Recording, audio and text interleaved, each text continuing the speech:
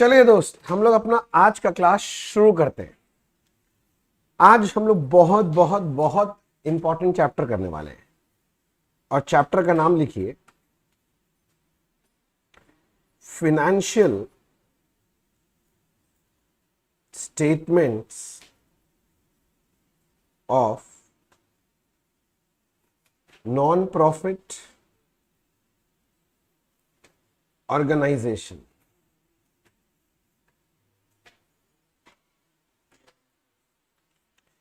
पहले फटाफट चैप्टर का नाम लिखेंगे financial statement of non profit organisation.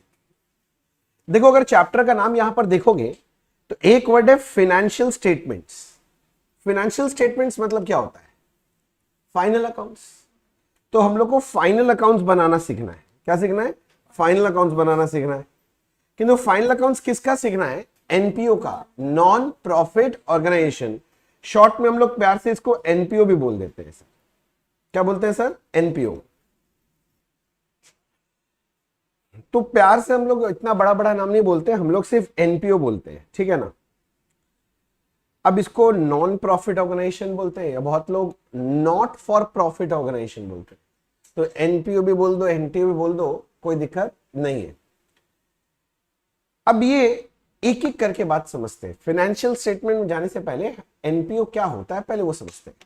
तो समझो, NPO are the organisations created with the objective of promoting commerce, art, science, education, religion, charity, culture, etc. etc. सीधा सीधा बात बोल रहे हैं कि एनपीओ एक ऐसा ऑर्गेनाइजेशन है जो बनाया जाता है जिसका मेन ऑब्जेक्टिव प्रॉफिट अर्निंग नहीं होता है, but to serve the society at large. Society को सर्व करने के लिए बनाया जाता है। मतलब ये जो ऑर्गेनाइजेशंस हैं, ये लोग बैठ के प्रॉफिट कमाने के लिए नहीं बने हैं। इनका काम क्या है? कुछ प्रमोट करना है। ऑब्जेक्टिव है कुछ प्रमोट करना है। कॉमर्स, साइंस, आर्ट, ठीक है ना, रिलीजियन, चैरिटी, ये सबको प्रमोट करने के लिए बना होता है। यहां से अगर कोई प्रॉफिट कमाया भी जाता है तो वो प्रॉफिट मेंबर्स लोग अपने घर नहीं लेके जाते हैं, उस प्रॉफिट को यूज करते हैं टू फुलफिल देयर ऑब्जेक्टिव। जिस ऑब्जेक्टिव से बनाया गया है उसको फुलफिल करने के लिए। मैं एनपीओ को एग्जांपल देना तो मैं बताता हूं। जैसे कि कोई भी सोशल क्लब्स, ये नहीं होता पाड़ा में, अपना बंगाल में तुम है तो तुम देखेगा ये जो क्लब्स बना होता है ये सब, ठीक है ना। उसके बाद जैसे कि charitable hospitals, charitable educational institute, temples, जितना मंदिर है, मॉस्क, मस्जिद, गुरुद्वारा, समझ रहे हैं, चर्चेस। अच्छा छोड़ो, अच्छा एग्जांपल देता हूं। ICAI, institute of chartered accountants of India, ये एक NPO, non profit earning organisation है, ठीक है ना। उसके बाद तुम्हारा ये institute of cost and management accountant of India, तो ये भी CS जो करता है, CS इंस्टीट्यूट जो है, ICSI, institute of company secretaries of India, ये सारे एनपीओज हैं, नॉन प्रॉफिट ऑर्गेनाइजेशन। बात समझ में आ रहा है? अब हम लोग को क्या सीखना है? एनपीओ का फाइनेंशियल स्टेटमेंट सीखना है। पर फाइनेंशियल स्टेटमेंट सीखने से पहले आप मेरे कहानी सुनो। अगर वो कहानी समझ गए ना तो आगे जाके फाइनेंशियल स्टेटमेंट में कभी कोई तकलीफ नहीं। मान लो हम लोग सब कोई मिल के यहां पर ना, हम लोग डिसाइड कर रहे हैं कि हम लोग एक क्लब बनाएंगे, हमारे लोकेलिटी में यहां क्लब बनाएंगे, और इस क्लब का कुछ नाम रखना था। तो हमने रखा आमरा शोभाई क्लब। बंगाल में है तो बंगाल वाला फीलिंग होना चाहिए, तो हम लोग क्लब का क्या नाम रखे? आमरा शोभाई क्लब, ठीक है ना। अब ये क्लब जब चालू किए, इसका भैया मेन ऑब्जेक्टिव क्या था? देखो, सबसे पहला ऑब्जेक्टिव हम लोग का क्या था कि हमारे यहाँ पर जितने भी पुअर पीपल हैं, जो भी थोड़े से वंचित लोग हैं, उनको हम लोग दवाई मुहैया कराएंगे। बीमार हो जाते हैं, अब उनको बीमारी से लड़ने के लिए दवाई चाहिए, अब उनके पास पैसे नहीं है, तो हम लोग सोचे कि उनको हेल्प करेंगे, दवाई देंगे, फिर कपड़ा देंगे, ब्लैंकेट्स देंगे, तो उनको हेल्प करने के लिए बनाया गया। अब जब क्लब बना है भैया, ये तो मोटिव तो रखे ही है। अब तो वो बंगाल का क्लब का रूल तो पता ही होगा, शाम को अड्डा देना पड़ेगा दादा, अड्डा वो जो, ठीक है ना, शाम को सब मिलेंगे वहां पर, थोड़ा चाय वाय होगा थोड़ा, और हाँ कैरम तो लगेगा ही वहां पर ना, कैरम मैच होना पड़ेगा, और उसका टीवी लगेगा, क्योंकि जितना भी फुटबॉल मैच होगा वहीं पर टीवी में बैठ के देखना है, और आजकल तो IPL भी चालू हो गया, वहीं पर देखना है। तो अब ऑब्जेक्टिव आप समझ गए क्या है? मेन ऑब्जेक्टिव तो पुअर पीपल को हेल्प करना, बाकी ये सब तो एक्टिविटीज है। अब ये जो क्लब बना है इसमें कुछ नियम कानून बनाना पड़ेगा।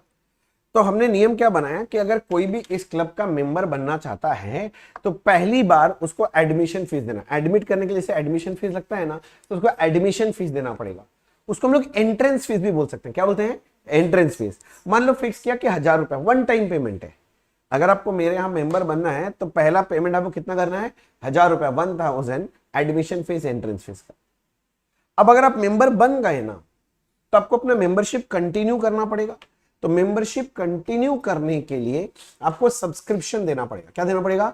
सब्सक्रिप्शन। छोटा सा रखें, मंथली सब्सक्रिप्शन 100 रुपीज कि हर महीना 100 रुपए दो, अपना मेंबरशिप कंटिन्यू। जैसे आजकल आप लोग सब्सक्रिप्शन लेते हैं नेटफ्लिक्स, अमेजन का, तो कंटिन्यू करने के लिए लेते हैं ना मेंबरशिप, तो वही वो कंटिन्यू करने के लिए आपको एक छोटा सा सब्सक्रिप्शन देना पड़ेगा। कितने रुपए का? 100 रुपए पर मंथ का। मेरा बात समझ में आ रहा है? यहां तक कहानी ठीक है। अब क्या हुआ कि मान लो इस साल हमारे क्लब में 1,000 मेंबर जुड़ गए, 1,000 मेंबर्स। कितने लोग जुड़े? 1,000 लोग जुड़े। तो 1,000 लोग हमें एडमिशन फीस दिए होंगे। अरे बोलो, अब हर मंथ ये 1,000 लोग हमें सब्सक्रिप्शन भी देते हैं, तो इसका मतलब हमारे यहाँ पर पैसा आना चालू हो गया। अच्छा, ये क्लब व्लब चालू करते हैं तो को पता है काफी सारा डोनेशन वगैरह मिलता है। डोनेशन डोनेशन जैसे मान लो कुछ लोग हैं जो हेल्प करना चाहते हैं बट मेंबर नहीं बनना चाहते, तो लोग क्या देके चले जाते हैं? डोनेशन। और सबसे पहला डोनेशन तो बंगाल में क्लब को अपनी दीदी देती है। पता होगा तुमको, दुर्गा पूजा के वक्त वो मिलता ही है डोनेशन, 50,000, 1 लाख से 5 लाख रुपए तक मिलता है। तो वो सब डोनेशन वोनेशन काफी सारा आता है अपने यहाँ पर क्लब में, पैसा आना चालू हो गया। अब पैसा जाता भी तो है। अब ये कोई क्लब खोलेंगे, कोई जगह लेके खोले होंगे, तो जगह का रेंट देना पड़ता है, मान लो वहां का इलेक्ट्रिसिटी का बिल देना पड़ता है हर महीना। 2 स्टाफ रखे देखभाल करने के लिए, सब कुछ कोई रखना भी पड़ेगा ना आदमी भाई, तो 2 स्टाफ रखे, उसका सैलरी जाता है हर महीना। मेरा बात समझ में आ रहा है ना? अब गरीबों के लिए हम लोग वो मेडिसिन का बात किए थे, वो खरीदते हैं, कपड़ा लत्ता खरीदते हैं, ब्लैंकेट्स खरीदते हैं, पैसा जाने लग गया। तो मैं बोल रहा हूं, आपको दिखाई दे रहा है ना, पैसा आ रहा है और पैसा जा रहा है। तो कहीं ना कहीं भले ही आपका ऑर्गेनाइजेशन का ऑब्जेक्टिव प्रॉफिट अर्निंग नहीं है, पर अगर पैसा आ रहा है और पैसा जा रहा है तो पैसे का तो हिसाब रखना पड़ेगा। अरे बोलना, बचपन से पैसे का हिसाब रखने के लिए क्या बनाते? सोचो, बचपन से कैश का हिसाब रखने के लिए कैश बैंक का क्या खोलते थे? कौन सा बुक बनाते थे? कैश बुक बनाते थे। तो इसका मतलब कहीं ना कहीं तुमको समझ में आना चाहिए कि यहां पर भी हमको कैश बुक बनाना पड़ेगा। तो भैया हम लोग को कैश बुक बनाना था, तो अब हम लोग सोच रहे थे कि कौन बनाए। तो तुम लोग सब सोच रहे हैं कि ऐसा आदमी को दें कि जिसको थोड़ा सा अकाउंट का ज्ञान हो, तो नॉलेज हो, संभाल ले ठीक से अकाउंट, थोड़ा सा नॉलेज होना चाहिए। तो तुम लोग डिसाइड किया कि भैया को अच्छा अकाउंट्स आता है, थोड़ा बहुत आता ही है, तो भैया को ही दे देते हैं अकाउंटिंग करने के लिए। तुम लोग आके मेरे को पूछा कि भैया आप कैश बुक मेंटेन कर देंगे हमारे क्लब के लिए? हम बोला हाँ ठीक है, क्या बड़ा बात है, कर देंगे। तो भैया कैश बुक बनाना था, तो ये रहा मेरा कैश बुक। कैश बुक बनाना मैं चालू कर दिया तुम्हारे लिए। क्या बनाना चालू किया भैया? Cash book. अब जब कैश बुक होता है तो सबसे पहले कैश बुक में क्या आएगा? ओपनिंग बैलेंस आएगा। अभी लिखने की जरूरत नहीं, मैं सब लिखवा दूंगा। ओपनिंग बैलेंस आएगा आपका, ओपनिंग कैश बैंक बैलेंस जो भी होगा वो आ जाएगा। और उसके बाद जहां जहां से पैसा आ रहा है एंट्री को, जैसे मान लो एडमिशन फीस मिला हमको, हमको मतलब एनपीओ को, तो एंट्री क्या होना चाहिए एडमिशन फीस मिलने का? अरे रिप्लाई करना पड़ेगा, मेरा क्लास है, किसी और का क्लास नहीं है, जल्दी बोलो। तुम बाकी क्लास में चुपचाप बैठता हो, मेरे क्लास में अगर एडमिशन फीस मिलेगा कैश में तो एंट्री क्या होना चाहिए? Cash account debit to admission fees. तो cash account debit to admission fees करके एंट्री मारेंगे। अच्छा बोलो तो कितना मेंबर ज्वाइन किया है? 1,000, याद है ना? तो 1,000 बार एडमिशन फीस मिला होगा। तो 1,000 बार जब एडमिशन फीस मिला होगा तो मैं 1,000 बार एंट्री किया होगा ना, cash account debit to admission fees, cash account debit to admission fees. ऐसे कर करके मैं 1,000 टू एंट्री करूंगा प्रैक्टिकली। अरे क्या नहीं, पागल पागल है क्या? कैश बुक बना रहे हैं, क्या बोले वर्ड पे ध्यान देना। कैश बुक बनाया बचपन में, cash book date wise entry होता है। जैसे जैसे आपको एडमिशन फीस मिलेगा वैसे वैसे आप एंट्री करते जाएंगे। अब बचपन में क्या पढ़ रखे हैं मुझे नहीं पता, पर नियम तो यही है कि एडमिशन फीस जैसे मिलेगा मैं एंट्री करूंगा डेट वाइज। अरे बोलो ना, अगर 1,000 बार मिला है तो मैं 1,000 बार एंट्री करूंगा। 1,000 लोगों से मिला है तो बिल्कुल करूंगा, इसमें कोई दो राय तो है नहीं। अब ऐसे ही 1,000 लोग मुझे क्या दे रहे होंगे? सब्सक्रिप्शन दे रहे होंगे। क्या दे रहे होंगे? सब्सक्रिप्शन। सुनो ना, हर महीना सब सब्सक्रिप्शन देता है, तो 1,000 मेंबर है, तो 1,000 लोगों से मुझे सब्सक्रिप्शन मिलता हर महीना। अरे बोलो ना, एक साल में कितना महीना होता है? 12 महीना। तो मेरे को 12,000 बार सब्सक्रिप्शन मिला होगा। तो प्रैक्टिकली जब भी सब्सक्रिप्शन मिलेगा, कैश टू सब्सक्रिप्शन, उसके बाद कैश टू सब्सक्रिप्शन, ऐसे करके हम साल भर में 12,000 एंट्री मारे होंगे। लॉजिकली सोचो। हाँ, यही नियम है ना। अरे भैया यही नियम है कैशबुक का। अब इसके अलावा जब भी मेरे को डोनेशन, जिस दिन भी कोई आके डोनेशन देता होगा, तो cash account debit to donation लिखते हैं। Cash account debit to donation करके डोनेशन मिलना चालू किया, मैं डोनेशन का एंट्री मारना चालू कर दूंगा। अब हर महीना के महीना मेरे को अपना क्लब का रेंट पे करना पड़ता है। रेंट का एंट्री क्या होगा? Rent to cash. तो कैशबुक में क्या लिखेंगे? By rent. पहला महीना पे करूंगा बाई रेंट, दूसरा महीना पे करूंगा बाई रेंट। तो हर महीना रेंट पेमेंट का भी एंट्री आएगा। बोलो हाँ। अच्छा, महीना में साल भर में 12 एंट्री तो मारना ही पड़ेगा कम से कम रेंट का। ऐसे ही मेरे पास 2 स्टाफ रखा था, तुमको याद होगा। जब भी स्टाफ को सैलरी पे करते एंट्री क्या होता है? Salary to cash. एक महीना में 2 सैलरी पे करता हूं। बोलो हाँ। तो जब भी सैलरी पे करता हूं, salary account debit to cash, salary account debit to cash करके एंट्री मार लेते हैं। और ऐसे सोच, साल भर में 12 महीना होता है, 24 एंट्री मार दिया होगा। अब ये जो क्लब खोले, क्लब में तो भैया आदमी लोग बैठेगा तो ऐसे तो नहीं जमीन में जाके बैठ जाएंगे। थोड़ा चेयर टेबल चाहिए, मतलब फर्नीचर चाहिए, तो फर्नीचर भी खरीदे होंगे। जब भी फर्नीचर खरीदे होंगे तो ऐसे लिखेंगे ना, furniture account debit to cash by furniture. अब तुम लोग बोला टीवी लगाना पड़ेगा, मैच देखना भाई, आईपीएल देखना, फुटबॉल का मैच देखना है, तो भैया टीवी खरीदे, तो मैं लिखूंगा टीवी टू कैश, ये मेरा एसेट है। अरे बोलो ना हाँ। तुम लोग भैया बंगाल का क्लब है, कैरम ना होले चोलबे ना, कैरम तो रखते ही हो। बोले एक भी नहीं, 3 कैरम रखना पड़ेगा, इतना मेंबर है। तो हम कैरम खरीद के लाएंगे, वो भी तो कहीं ना कहीं फिक्स्ड एसेट बन गया, लंबा टाइम चलेगा, तो कैरम का एंट्री मार देंगे। अरे असली काम तो भूल ही गए, हम लोग ये क्लब बनाए क्यों थे? अय्याशी के लिए थोड़ी ना बनाए थे, गरीबों को हेल्प करने के लिए बनाए थे, गरीबों को दवाई देने के लिए बनाए थे। बोलो तो एक साल में कितना बार तुम दवाई खरीदोगे? जितना बार लगेगा। अब तुम लाखों गरीब को हेल्प कर रहे हो, तो लाखों बार तुम खरीदोगे मेडिसिन, और जितना बार खरीदोगे उतना बार तुम मेडिसिन का एंट्री मारोगे। तो medicine to cash, medicine to cash, medicine to cash करके तुम एंट्री मारते रहोगे। मेरे बात समझ रहा है? ऐसे करके जो भी पेमेंट है तुम एंट्री करते रहोगे। लाख एंट्री इसका ही हो गया मेडिसिन खरीदने का। अब लास्ट में ईयर के एंड में जाके क्या होगा? बैलेंस होगा। तो यहां पर ये बैलेंस निकल के आ जाएगा कि क्लोजिंग कैश बैलेंस इतना है अपना ईयर के एंड में। कैशबुक तो ऐसे ही बनता है, जो बचपन से मैंने सीखा है। तुम लोग का पता नहीं तुम लोग क्या सीखा है, ठीक है ना? हमने तो ऐसे ही सीखा था। तो भैया ये कैशबुक बन गया। क्या बन गया भैया? कैशबुक। अब क्या है ना, देख, कैशबुक तो मैं बना रहा हूं, पर सच में तो कैश आ रहा है और कैश जा रहा है, तो किसी को कैश को भी तो रखना पड़ेगा। तो तुम लोग सोच रहा था भैया किसको पास कैश रखे, तो तुम लोग सोच रहे कि भैया अपने यहाँ पर जो सबसे बड़ा आदमी होगा ना उसको कैश दे देंगे। तो तुम लोग चारों तरफ देखा, सबसे बड़ा कौन था? मैं। तो तुम बोला कि भैया के पास ही रख देते हैं कैश, अच्छा रहेगा। तुम आया मेरे पास, बोले भैया भैया सुनिए ना, आप कैशबुक बना रहे, बहुत अच्छा है, आप सबसे बड़े हैं, तो हम लोग चाहते हैं कि आप ही कैश रखें हमारे ये क्लब का, एनपीओ का, आप रख लेंगे, संभाल लेंगे? हम बोला देना दे, हम रख लेते हैं, कोई दिक्कत नहीं है, दे के भूल जा। बोले मतलब? हम नहीं, मतलब पूरा सेफ है मेरे पास, तुम भूल जा, कोई डरने का जरूरत ही नहीं है, पूरा पूरा ध्यान में रखूंगा अपना, मैं इसको अपना कैश मान के। मतलब अपना नहीं है आपका ना, अपना नहीं है, अपना नहीं मानना है। मेरा बोलने का मतलब है अपने जैसा रखूंगा। तुम बोला ठीक है। अब थोड़ा दिन बाद तुम लोग का दिमाग ठंडा, बोला भैया के हाथ में कैश है, कैशबुक भी भैया के हाथ में, और भैया को अकाउंट्स का नॉलेज भी है। देख हंसी आ गया सबके चेहरे पे, तुम लोग के दिमाग में भी आ रहा है वही बात। बोले ये आदमी कुछ घपला कर ही दिया तो पकड़ में ही नहीं आएगा। अब तुम लोग के मन में ऐसा हो रहा है कि आदमी कुछ कर तो रहा है अंदर में, अब तुम लोग चाहता है कि भैया पकड़ में आ जाए, कोई गड़बड़ी हो रहा है। अब तुम लोग डायरेक्टली आके मुंह पे कैसे बोलेगा कि भैया आप कांड कर रहे हैं, तो भैया कांड कर रहे हैं तो बोलना मुश्किल है। तो तुम लोग आपस में डिसाइड किया कि भैया क्या कैशबुक बनाते वही देख ले, तो उससे पकड़ में आ जाएगा कैश। तो ठीक है, तो तुम लोग मेरे पास बोले भैया सुनिए ना, कमिंग संडे को थोड़ा सा आइए ना, और कैशबुक लेके, हम लोग थोड़ा कैशबुक देखना चाहते कैसा बन रहा है। अब बोले एकदम ठीक ठाक बना, टेंशन मत ले। नहीं टेंशन का कोई बात नहीं, बट सब मेंबर लोग चाह रहे थे एक बार देखना अपना कैशबुक का।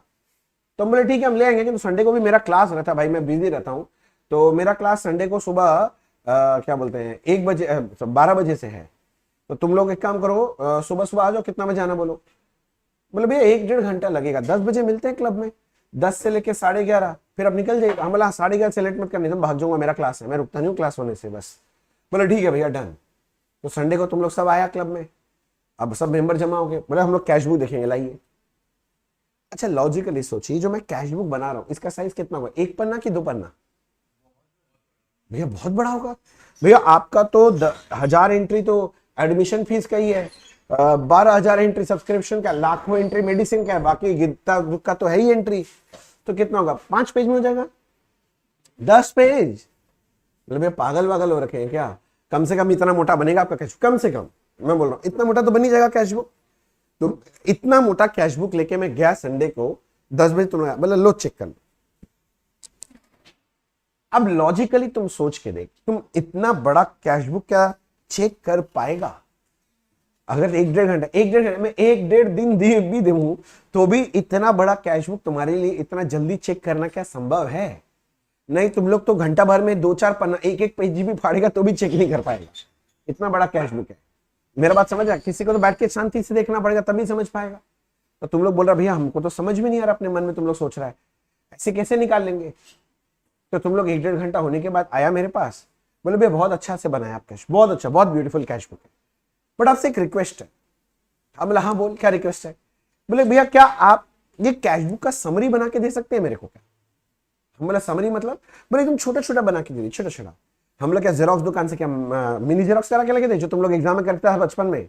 बोले नहीं नहीं नहीं वो नहीं बोल रहे भैया, वो नहीं बोल रहे हैं। हम बोले समरी बना के दीजिए इसका। हम बोले कैसे? तो तुम लोग बोल रहे भैया एक काम कीजिए, पहले आप एक तो ना ऐसे ही अकाउंट फॉर्मेट में बना लीजिए। हम बोला बना लिए। बोले भैया एक काम कीजिए, आप टू बैलेंस ब्रॉट डाउन करके आपका कैश का जो भी ओपनिंग बैलेंस है वो लिख दीजिए। हम बोला हाँ लिख दिया। फिर बता? बोले फिर जैसे कि मान लीजिए कि आपको एडमिशन फीस मिला है। हम बोला हाँ मिला एडमिशन फीस, 1000 एंट्री है। बोले नहीं नहीं नहीं सुनिए तो सही, आप लिखिए एडमिशन फीस, मेरे को 1000 एंट्री नहीं चाहिए, आपको साल भर में कितना एडमिशन फीस रिसीव हुआ है आप वो टोटल करके एक बार में बैठाओ। मतलब आपका 1000 एंट्री में है ना, हमको 1000 नहीं चाहिए, आप टोटल कितना आपको रिसीव हुआ ये बता दो मेरे को साल भर। टू एडमिशन फीस एक एंट्री बस, साल भर में कितना मिला टोटल करके बैठा दो।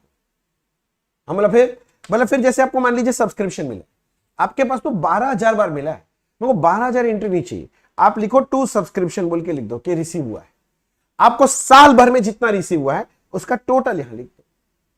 ऐसे ही आपको डोनेशन भी मिला है ना, तो आप लिखो ना डोनेशन मिला है, डोनेशन। अब मेरे को ना 100 डोनेशन मिला है साल भर में, तो मुझे 100 एंट्री नहीं चाहिए, आप उन सबका टोटल करके बताओ टोटल डोनेशन कितना मिला आपको। अब आपने रेंट पे किया, साल में 12 एंट्री किया 12 महीना का, मुझे नहीं चाहिए 12 एंट्री, आप सिर्फ लिखो बाई रेंट और टोटल लिखो कि रेंट आपने साल भर में कितना पेमेंट किया है। मेरी बात समझ रहा है? आपने इलेक्ट्रिसिटी पे किया हर महीना की महीना, बिजली तो देना ही पड़ेगा, मुझे नहीं चाहिए कि हर महीना आपने कितना पे किया है, आप टोटल करो 12 महीना का और टोटल करके यहां पर अमाउंट लिख दो।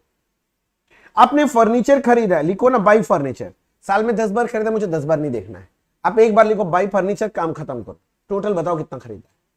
मेरी बात समझ रहा है? आपने पुअर पीपल के लिए मेडिसिन खरीदा है, मेडिसिन आपने 1 लाख एंट्री किया होगा, भैया मुझे 1 लाख नहीं देखना है, आप टोटल लगाओ, टोटल लगा के यहां पर अमाउंट लिख दो और लास्ट में फिर सब कुछ लिखने के बाद यहां पर आपका क्लोजिंग बैलेंस आ जाएगा, बस ये क्लोजिंग बैलेंस दिखा दो, ये बना के दो मेरे को समरी ऑफ कैश फ्लो।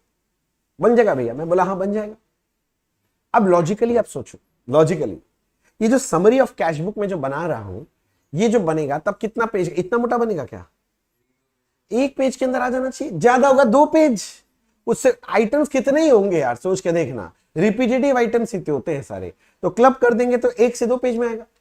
ये जो बना लिया ना समरी ऑफ कैश बुक, इसको नाम दिया गया है रिसिप्ट्स एंड पेमेंट अकाउंट। क्या बना नाम दिया गया है? Receipts and payment. अब ये पूरे साल का एक साथ बनाते हैं, तो इसको लिख देते हैं फॉर द ईयर एंडेड, क्योंकि इसमें पूरे साल का डेटा एक साल है। तो समझो जल्दी से, तो पहला अकाउंट बनाया रिसिप्ट्स एंड पेमेंट। तो कोई पूछेगा भैया रिसिप्ट्स एंड पेमेंट अकाउंट क्या होता है, तो आंसर है it is a summary of cash book. क्या बोलेंगे? It is a summarise form of cash book, it is a summarise form of cash book, it is a summarise form of cash book.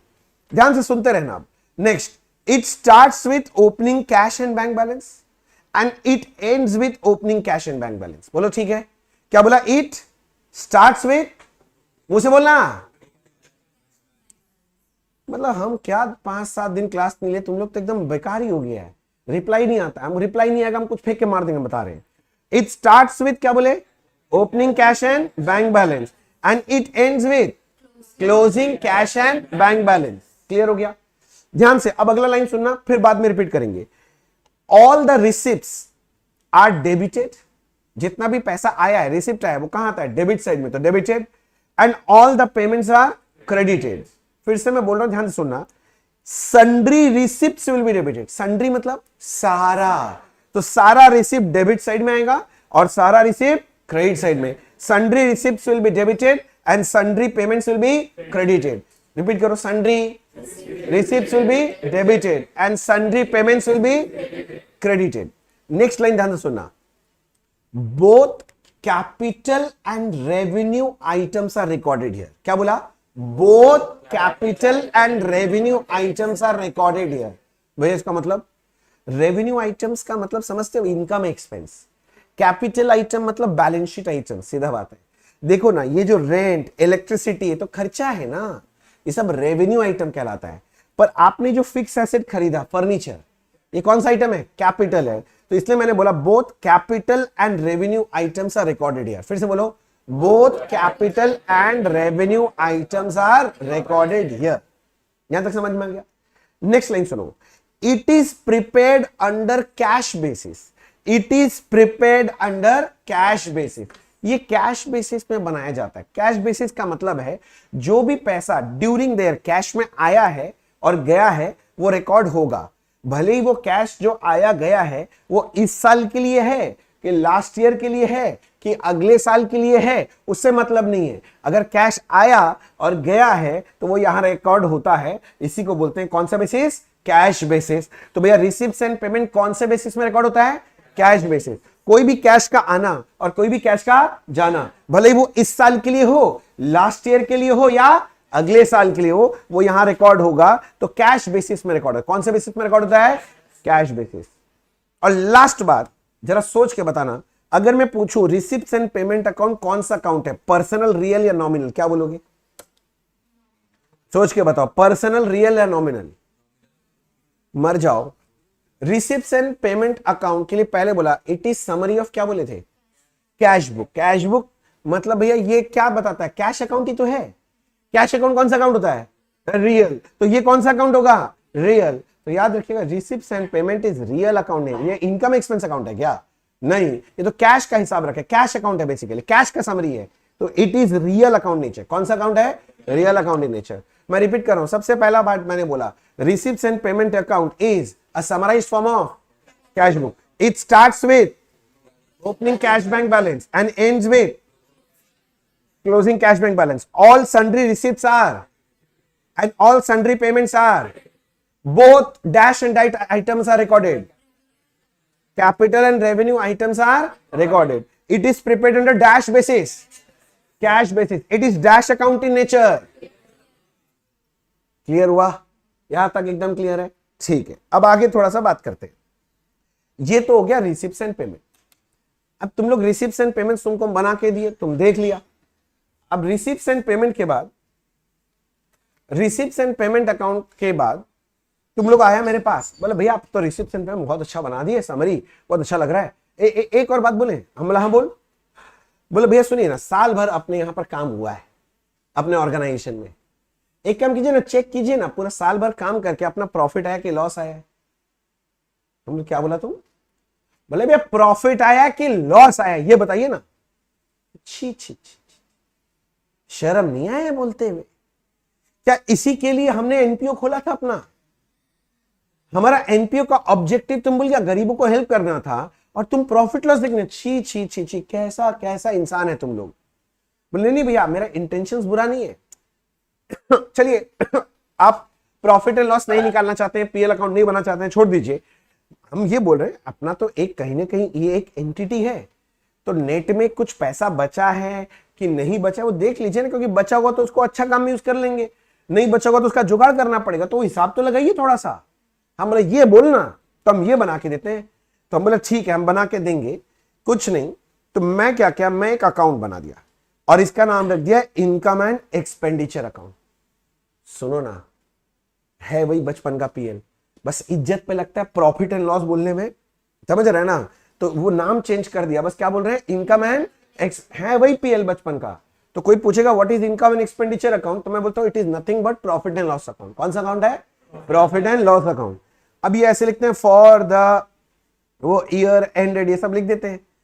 अब जितना भी तुम्हारा income होगा और जितना भी एक्सपेंस होगा यही आएगा। अच्छा बचपन में पीएल तो बनाई है, ट्रेडिंग पीएल, इनकम कौन से साइड में लिखता है, हाँ इनकम कौन से साइड में लिखता है, जो डेबिट साइड बोलेगा मर जाना, क्योंकि मैं तुम्हारे साथ और कुछ नहीं कर सकता। तो जितना भी इनकम होता है सब कहां आता है, क्रेडिट साइड में। तो मैं बोल रहा हूं जितना भी तुम्हारा रेवेन्यू इनकम है, वर्ड पे ध्यान देना, क्या बोला, क्योंकि इनकम तो रेवेन्यू होगा ना, तो जितना भी रेवेन्यू इनकम है वो कहां आएगा, क्रेडिट साइड में। और जितना भी तुम्हारा रेवेन्यू एक्सपेंस होगा ना, रेवेन्यू एक्सपेंस, वो किधर लिख देंगे, डेबिट साइड में। अरे सारा इनकम क्रेडिट साइड में, सारा एक्सपेंस डेबिट साइड में। अब डिफरेंस का फिगर जो आएगा वो प्रॉफिट लॉस आएगा। अब मान लो इधर आया तो ये क्या है, प्रॉफिट की लॉस, बचपन से बना रहा है पीएल, बोलना क्या है, प्रॉफिट। बट ये लोग तो प्रॉफिट नहीं बोलेगा, ये लोग इसका नाम रख दिया सरप्लस। क्या नाम रख दिया है, तो प्रॉफिट आएगा तो इज्जत लगता है बोलने में, तो क्या समझ रहे, इज्जत पे लगता है, तो ये लोग क्या बोलता है, सरप्लस। अब सरप्लस लिख के बोलता है, सरप्लस का मतलब क्या है, तो ये लोग बोलता है it is excess of income over expenditure. अब ये कोई बोलने वाला बात है क्या, सरप्लस आएगा कब, जब इनकम ज्यादा होगा और एक्सपेंडिचर कम होगा, तो लोग बोलता है इसको excess of income over expenditure. और मान लो लॉस भी तो आ ही सकता है, मान लो लॉस आ गया, ये लोग बोलता है ना लॉस नहीं बोलेंगे हम लोग, हम लोग क्या बोलेगा, बोला डेफिसिट बोलेंगे, डेफिसिट। तो ये लोग लॉस को क्या बोल देता है, डेफिसिट। डेफिसिट का मतलब है, हाँ तुम समझ ही गया होगा, excess of expenditure over income, ये बन गया। सो भैया अगर कोई पूछेगा what is income and expenditure account, तो मैं क्या बोलूंगा, it is nothing but profit and loss account. All the revenue incomes are credited and all the revenue expense are debited. अब ध्यान दे रहे, मैं वर्ड रेवेन्यू बोल रहा हूं, यहां कैपिटल आइटम नहीं आता है, सिर्फ क्या आता है, रेवेन्यू, क्योंकि कैपिटल आइटम तो बैलेंस शीट का आइटम है। अभी ये फाइनल अकाउंट्स बना रहा हूं मैं, इनकम एंड एक्सपेंडिचर मतलब कहीं ना कहीं क्या है, मेरा फाइनल अकाउंट्स है। अच्छा ये जो इनकम एंड एक्सपेंडिचर अकाउंट बनता है ना, ये अक्रूवल बेसिस पे बनता है। कौन सा बेसिस, अक्रूवल। सुना होगा आप लोग, अकाउंट्स का बच्चा लोग है तो सुना ही होगा। अक्रूवल बेसिस का मतलब जानते हो, अक्रूवल बेसिस बोलता है कि income shall be recorded on earned basis, not on receive basis, and expenses shall be recorded on incurred basis, not on payment basis. Income कौन से बेसिस में रिकॉर्ड होगा, अर्न, और एक्सपेंस इनकर्ड। ऐसे नहीं, हिंदी में बताओ, हिंदी में बताओ तो समझेंगे। जो जिस साल का खर्चा है वो उस साल रिकॉर्ड हो जाना चाहिए, भले ही उसका पेमेंट हुआ हो चाहे ना हुआ हो। और जो जिस साल का इनकम है वो उस साल रिकॉर्ड हो जाना चाहिए, भले ही वो रिसीव हुआ हो चाहे ना हुआ हो। फिर से बोल रहा हूं, जो जिस साल का एक्सपेंस है वो उस साल रिकॉर्ड हो जाना चाहिए, भले ही वो पेमेंट हुआ हो चाहे ना हुआ हो। और जो जिस साल का इनकम है उस साल रिकॉर्ड हो जाना चाहिए, भले ही वो रिसीव हुआ हो चाहे ना हुआ हो। वही चीज को इंग्लिश में बोलते हैं कि income shall be recorded on earned basis and expense shall be recorded on incurred basis. याद करो बचपन में जब तुम लोग पीएल अकाउंट बनाता था तो तुम लोग को याद है, तुम लोग वो आउटस्टैंडिंग एक्सपेंस वगैरह एडजस्ट करता था, आउटस्टैंडिंग सैलरी वगैरह, वो प्रीपेड एक्सपेंस भी एडजस्ट करता था, याद है, प्रीपेड इंश्योरेंस वगैरह देता था तुम लोग को। फिर तुम लोग वो क्या नाम है, दत्तेरी की क्या बन रहा है, उसके बाद वो अक्रूड इनकम देता था तुम लोग को, याद आ रहा है, कुछ सुना है कि नहीं सुना है। और उसके बाद वो तुम्हारा प्री रिसीव इनकम भी एडजस्ट करता था। तो ये सब जो तुम एडजस्ट करता था वो कौन से कॉन्सेप्ट के तहत एडजस्ट होता था, अक्रूवल बेसिस के हिसाब से। तो वही मैं बोल रहा हूं कि ये जो बनता है ये कौन से बेसिस बनेगा, अक्रूवल। तो ये सब का भी एडजस्टमेंट होने के बाद बनेगा, मतलब इस साल का इनकम और इस साल का एक्सपेंस लिया जाएगा, सीधा बात है, इस साल का इनकम और इस साल का एक्सपेंस, और डिफरेंस क्या आ जाएगा, सरप्लस या डेफिसिट। अच्छा बताओ इनकम एंड एक्सपेंडिचर कौन सा अकाउंट है, रियल, पर्सनल की नॉमिनल। नॉमिनल भैया, ये प्रॉफिट और लॉस को लेकर डील कर रहा है तो कौन सा अकाउंट होगा, तो it is nominal account in nature. तो अभी तक बोला सबसे पहला, income and expenditure is nothing but profit and loss account. All the revenue incomes are credited, आवाज नहीं आ रहा फिर से, all the revenue expenses are, all the revenue expenses are debited. It is dash account in nature, nominal account in nature. It is prepared in the dash basis, accrual basis. अब आगे सुनो. अब जैसे ये बन गया तुम्हारा इनकम एंड एक्सपेंडिचर, मतलब पीएल बन गया, और लास्ट में फाइनल अकाउंट्स में क्या बनता है? Balance sheet. तो ये लोग भी क्या बनाएगा? Balance sheet. इस साइड में सारा क्या लिख देगा? एसेट्स तरीके. और इस साइड में सारा क्या लिखेगा? लाइबिलिटीज. बट लाइबिलिटी साइड में सबसे पहले लिखा जाना चाहिए एक्चुअली में, अगर बोले तो क्या लिखा जाना चाहिए? कैपिटल. और उसके बाद सारा क्या लिखना चाहिए? लाइबिलिटी. और फिर टोटल टैली हो जाना चाहिए. क्या कोई डाउट है? बस इतना बात है कि एनपीओ के अंदर कैपिटल को ये लोग कैपिटल नहीं बोलता है. ये लोग कैपिटल को क्या नाम देता है? कैपिटल फंड बोलता है. क्या बोलता है कैपिटल ही, बट हम लोग नाम क्या बोलते हैं भैया? कैपिटल फंड बोलते हैं. ये जो मैंने बोला ना नाम कैपिटल फंड, क्यों बोलते हैं कैपिटल फंड? समझता है? क्योंकि यहां पर कोई सिंगल ओनर नहीं है, कई लोग मेंबर हैं. तो मेंबर लोग पैसा देते रहते, जमा होते रहता है, पैसा देते रहते, जमा होते रहता है. तो इसीलिए इसका नाम क्या बढ़ गया? Capital fund. इसको प्यार से हम लोग कभी कभी जनरल फंड भी बोल देते. क्या बोल देते हैं? General fund. और जब प्यार सारी हदें तोड़ दे तो हम लोग उसको एक्यूमुलेटेड फंड भी बोल देते हैं. क्या बोलते हैं? Accumulated fund. जैसे तुम लोग का एक अच्छा नाम है जिस नाम से हम तुमको जानते हैं. एक नाम होता है जैसे कि तुम्हारी मम्मी जो तुमको घर में प्यार से बुलाती है, और एक तुम्हारा बाबू सोना जो प्यार से बुलाता है. समझ रहे हैं ना? तो वैसे कई सारा नाम है. हिंदी में बोले तो ये पर्यायवाची है. तो आप चाहे तो कैपिटल फंड बोल सकते हो, या दूसरा नाम क्या बोला? जनरल फंड बोल सकते हो, या तीसरा नाम क्या बोला? Accumulated fund. बात एक ही है, कोई डिफरेंस नहीं है, बात एक ही है. बोलो बात समझ में आ गया? अच्छा याद करो, जब बचपन में वो तुम लोग पीएल अकाउंट बनाता था, उससे नेट प्रॉफिट निकलता था ना. वो नेट प्रॉफिट को बैलेंस शीट में कहां लेके जाते थे? कैपिटल में क्या करते थे? ऐड करते थे. तो आज क्या मुझे लॉजिक देना है कि जो इनकम एंड एक्सपेंडिचर है उससे सरप्लस निकला, मतलब वो तो प्रॉफिट ही है. वो सरप्लस कहां जाएगा? हाँ, बैलेंस शीट में कैपिटल फंड के साथ क्या करेंगे? ऐड कर देंगे. और लॉस आता तो कैपिटल से लेस होता था. तो अगर कोई डेफिसिट आया है तो वो कैपिटल से क्या कर देंगे? लेस कर देंगे. काम खत्म.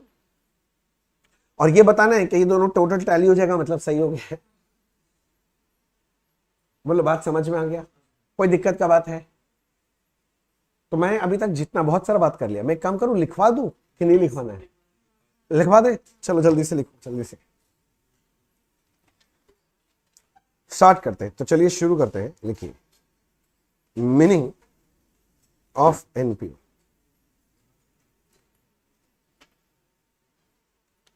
देखो, NPO are the organizations created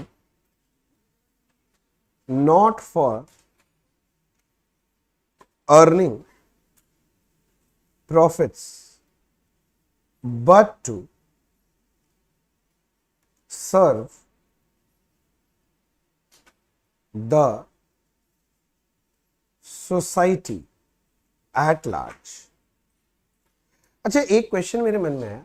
जिसे एनपीओ का इनकम एंड एक्सपेंडिचर अकाउंट बनाया और प्रॉफिट आ गया, मतलब सरप्लस आ गया, तो ये जो प्रॉफिट है, सरप्लस है, मेंबर लोग घर लेके जा सकता है? नहीं, नहीं ले जा सकता. ठीक है, आगे लिखो. It is created with an objective to promote commerce, science, arts, religion, education, charity, etc.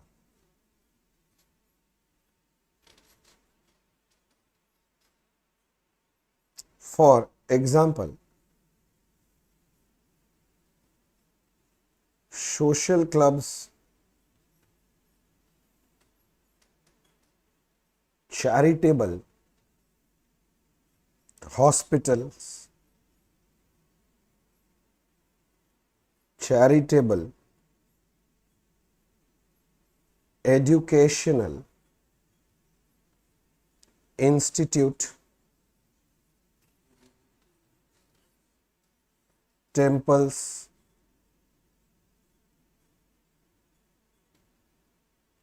Gurudwara, churches,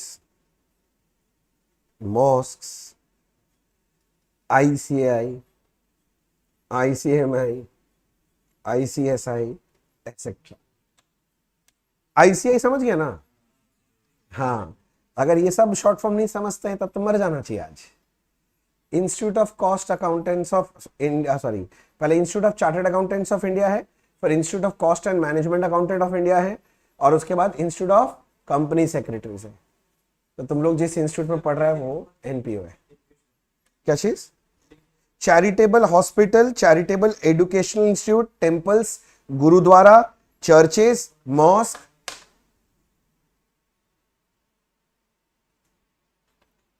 churches है। ये डिजाइन बन जाता है लिखते लिखते कभी कभी।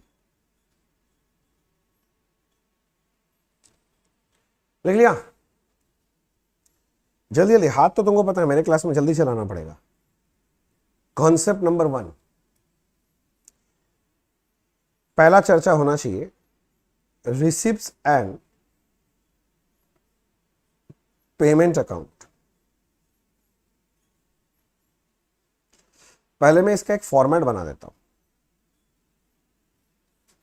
Receipts and payments account for the year ended ...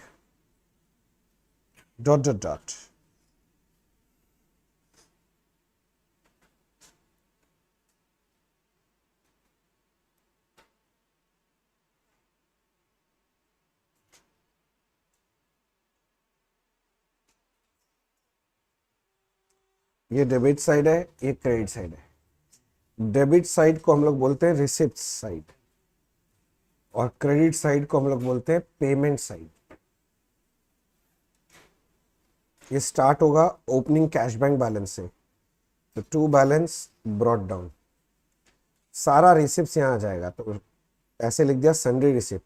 अब मैं एक एक नाम लेके नहीं लिख रहा हूं भैया, नाम का कोई लिमिट तो है नहीं, तो मैंने सन्ड्री लिख दिया, चलेगा? सन्ड्री मतलब सारा। हाँ, बाय सन्ड्री पेमेंट्स यहां आएगा, कोई भी पेमेंट किया, और लास्ट में closing balance, by balance carried down, closing cash and bank balance.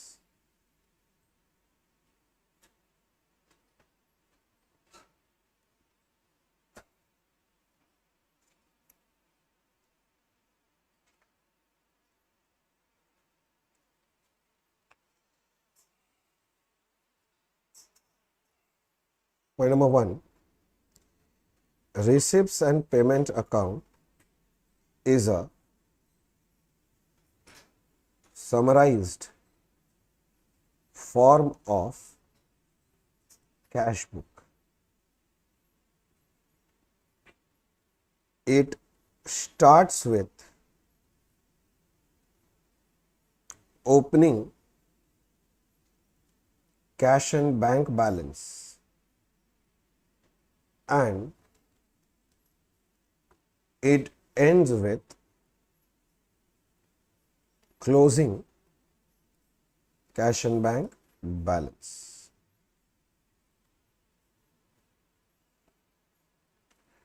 All the sundry receipts are debited and all sundry payments are credited. Both capital and revenue items are recorded. Both capital and revenue items are recorded. It is prepared under cash basis. Last, it is real account in nature. चलो जल्दी लिखो, हाथ रुकना नहीं चाहिए, जल्दी लिखो। Receipts and payment is a summarized form of cash book. It starts with opening cash and bank balance and it ends with closing cash and bank balance. All the sundry receipts are debited and all sundry payments are credited. Both capital and revenue items are recorded. It is prepared under cash basis. It is real account in nature. जल्दी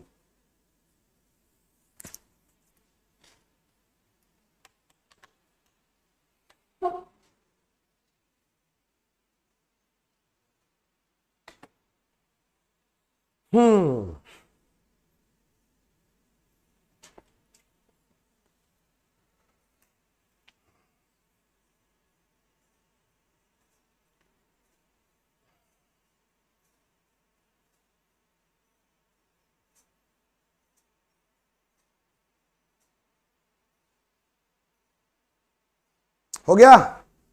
जल्दी बोलो, जल्दी जल्दी जल्दी जल्दी जल्दी जल्दी। अब मैं थोड़ा ऊपर कर रहा हूं क्योंकि मुझे कॉन्सेप्ट 2 में जाना है। Concept number 2, this is income and expenditure account. अच्छा, हम लोग चैप्टर का नाम क्या है? हमारे चैप्टर का नाम क्या है? Financial statement of NPO. तो फाइनेंशियल स्टेटमेंट्स में क्या क्या आता है? इनकम एंड एक्सपेंडिचर और balance sheet, final accounts. Receipts and payments financial statement नहीं, टेक्निकली उसको तो बोलना चाहिए it is a summarise form of cash flow. समझ में आ रहा है मैं क्या बोलना चाह रहा हूं? ठीक है, अच्छा लिखो, इनकम एंड एक्सपेंडिचर अकाउंट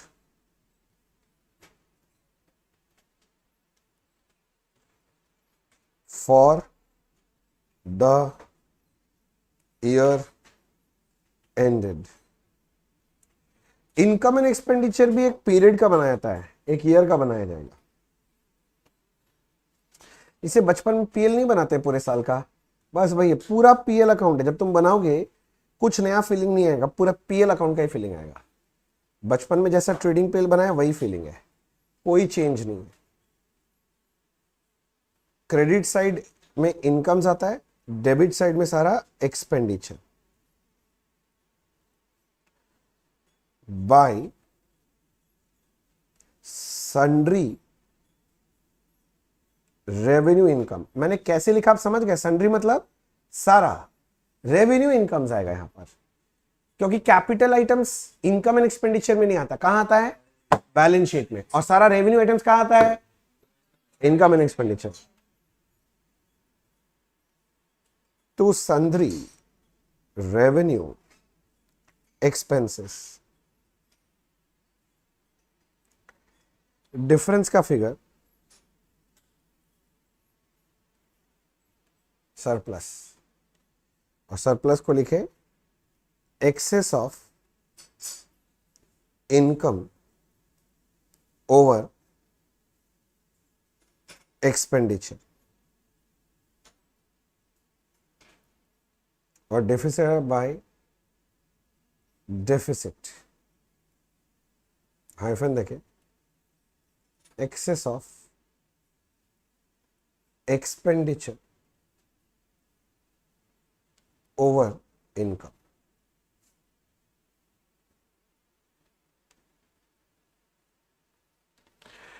बोलता है इनकम एंड एक्सपेंडिचर पर लिखता है एक्सपेंस है। देखो अकाउंट का नाम क्या है? इनकम एंड एक्सपेंडिचर, किंतु यहां लिखता क्या है? एक्सपेंस। बड़ी विडंबना है। अब बहुत लोग सोच रहे हैं एक्सपेंडिचर और एक्सपेंस में डिफरेंस ही क्या होता है? दोनों तो एक ही होता है ना। अब तुम लोग तो मैं उम्मीद करता हूँ 11-12 पढ़ा हुआ बच्चा है, तो ये तो पहले दिन ही तुम लोग को सिखाया जाना चाहिए अकाउंट्स में, तो तुम लोग को पता ही होगा एक्सपेंडिचर और एक्सपेंस के बीच का डिफरेंस। जितना भी पैसे का जाना होता है उसको एक्सपेंडिचर बोलते हैं। वर्ड पे ध्यान देना, जितना भी पैसे का जाना होता है उसको एक्सपेंडिचर बोलते हैं। एक्सपेंस का मतलब तो तुमको पता होगा, वो तो मेरा सिखाया हुआ है। मैंने पैसा पे किया और उसके बदले बेनिफिट कर लिया, हाँ वो एक्सपेंस हो जाता है, और जो बेनिफिट डिराइव नहीं हुआ वो मेरा एसेट बन जाता है। याद है ना बेसिक्स? हाँ, ये डिफरेंस है। चलो ठीक है, अब एक एक करके कुछ पॉइंट्स लिख लेते हैं। Point number 1, income and expenditure account is nothing but profit and loss account. 2, it is nominal account in nature. Number 3, it is prepared under, complete करो, dash basis, accrual basis. Number 4, all the revenue incomes are credited and all revenue expenses are debited.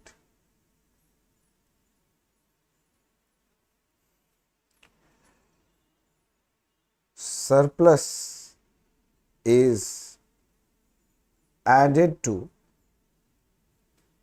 capital fund in balance sheet and deficit is deducted from capital fund in balance sheet.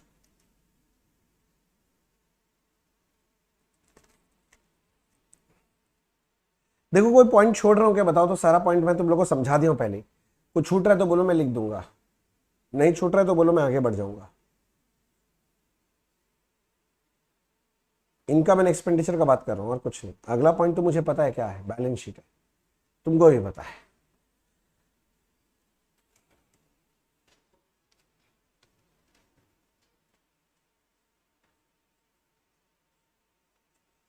हाथ दौड़ाओ, हाथ दौड़ाओ, हाथ दौड़ाओ, हाथ दौड़ाओ, हाथ दौड़ाओ, हाथ दौड़ाओ।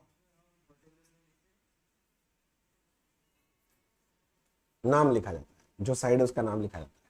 मैंने लिख दिया ना, इसीलिए।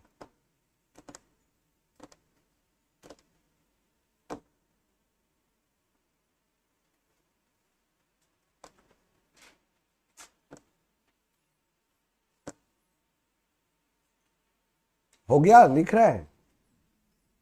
स्लो भी हो गया तुम लोग बहुत जन। तो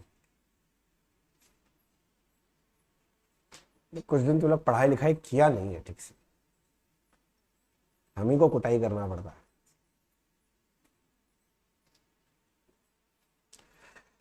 चलो अगला बनेगा concept number 3। Concept number 3, balance sheet. ये भी आपके फाइनेंशियल स्टेटमेंट का पार्ट है। मैं एक बैलेंस शीट का format, balance sheet as on format बना रहा हूं। बैलेंस शीट एज ऑन या एज एट भी लिखते हैं बहुत जन, एक ही बात है। मुझे लगता नहीं कि बैलेंस शीट में मुझे ज्यादा बात करना चाहिए। अरे बाप रे बाप, इसको नीचे ही लिख देते तो अच्छा होता। ठीक है, तुम लोग लिखो।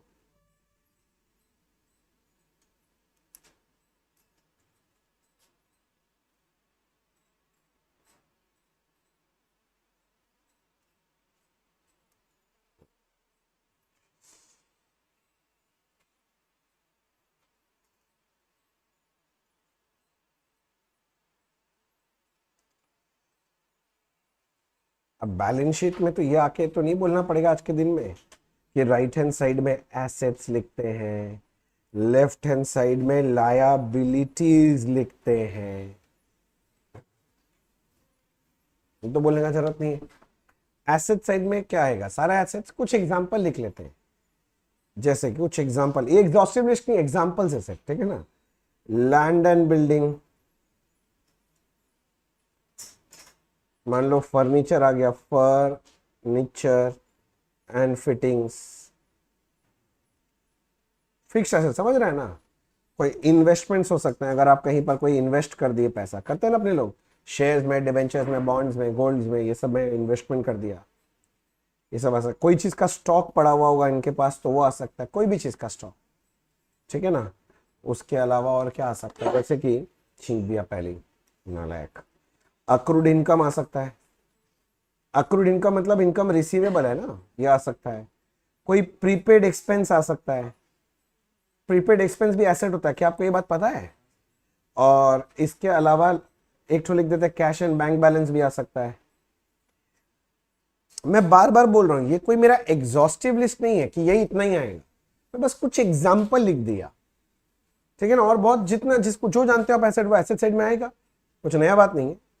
लाइबिलिटी साइड स्टार्ट होगा कैपिटल फंड से। हाँ मुझे पता है कैपिटल फंड को आप लोग जनरल फंड या एक्यूमुलेट फंड बोलते हैं, वो बाद में नोटिंग करेंगे, कैपिटल फंड। इसके अलावा अगर मान लो हो सकता है एनपीओ ने कोई लोन ले लिया किसी से, हो ही सकता है। मान लो कोई बैंक वैंक से लोन ले लिया, मैं ऐसे लिख देता हूं, मान लो कोई लोन ले लिया तो लोन आ जाएगा।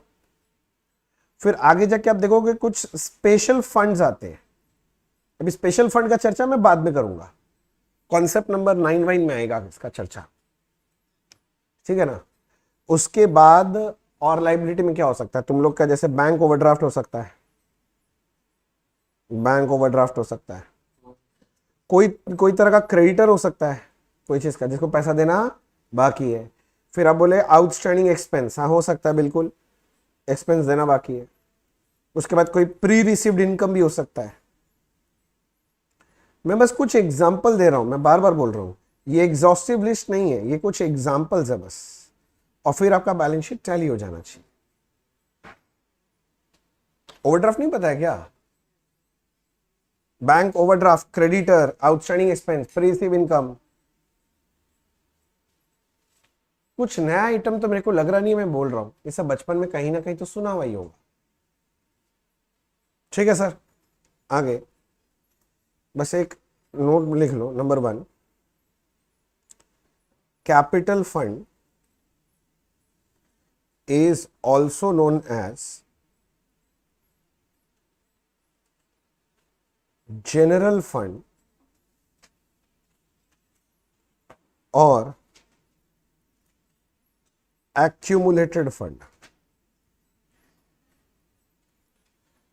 और बैलेंस शीट में कुछ बोलने लायक आइटम है क्या? वो तो पहले ही बोल दिया था, सरप्लस ऐड हो जाएगा फंड में, डेफिसिट लेस होगा, वो तो पहले ही लिखा दिया पॉइंट।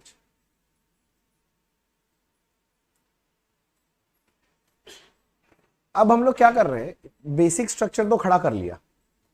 एक तो क्या हो सकता है आप समझ, रिसिप्ट्स एंड पेमेंट अकाउंट मतलब basically summarise form of cash book है, और फाइनेंशियल स्टेटमेंट्स इसका कौन सा है, income and expenditure and balance sheet.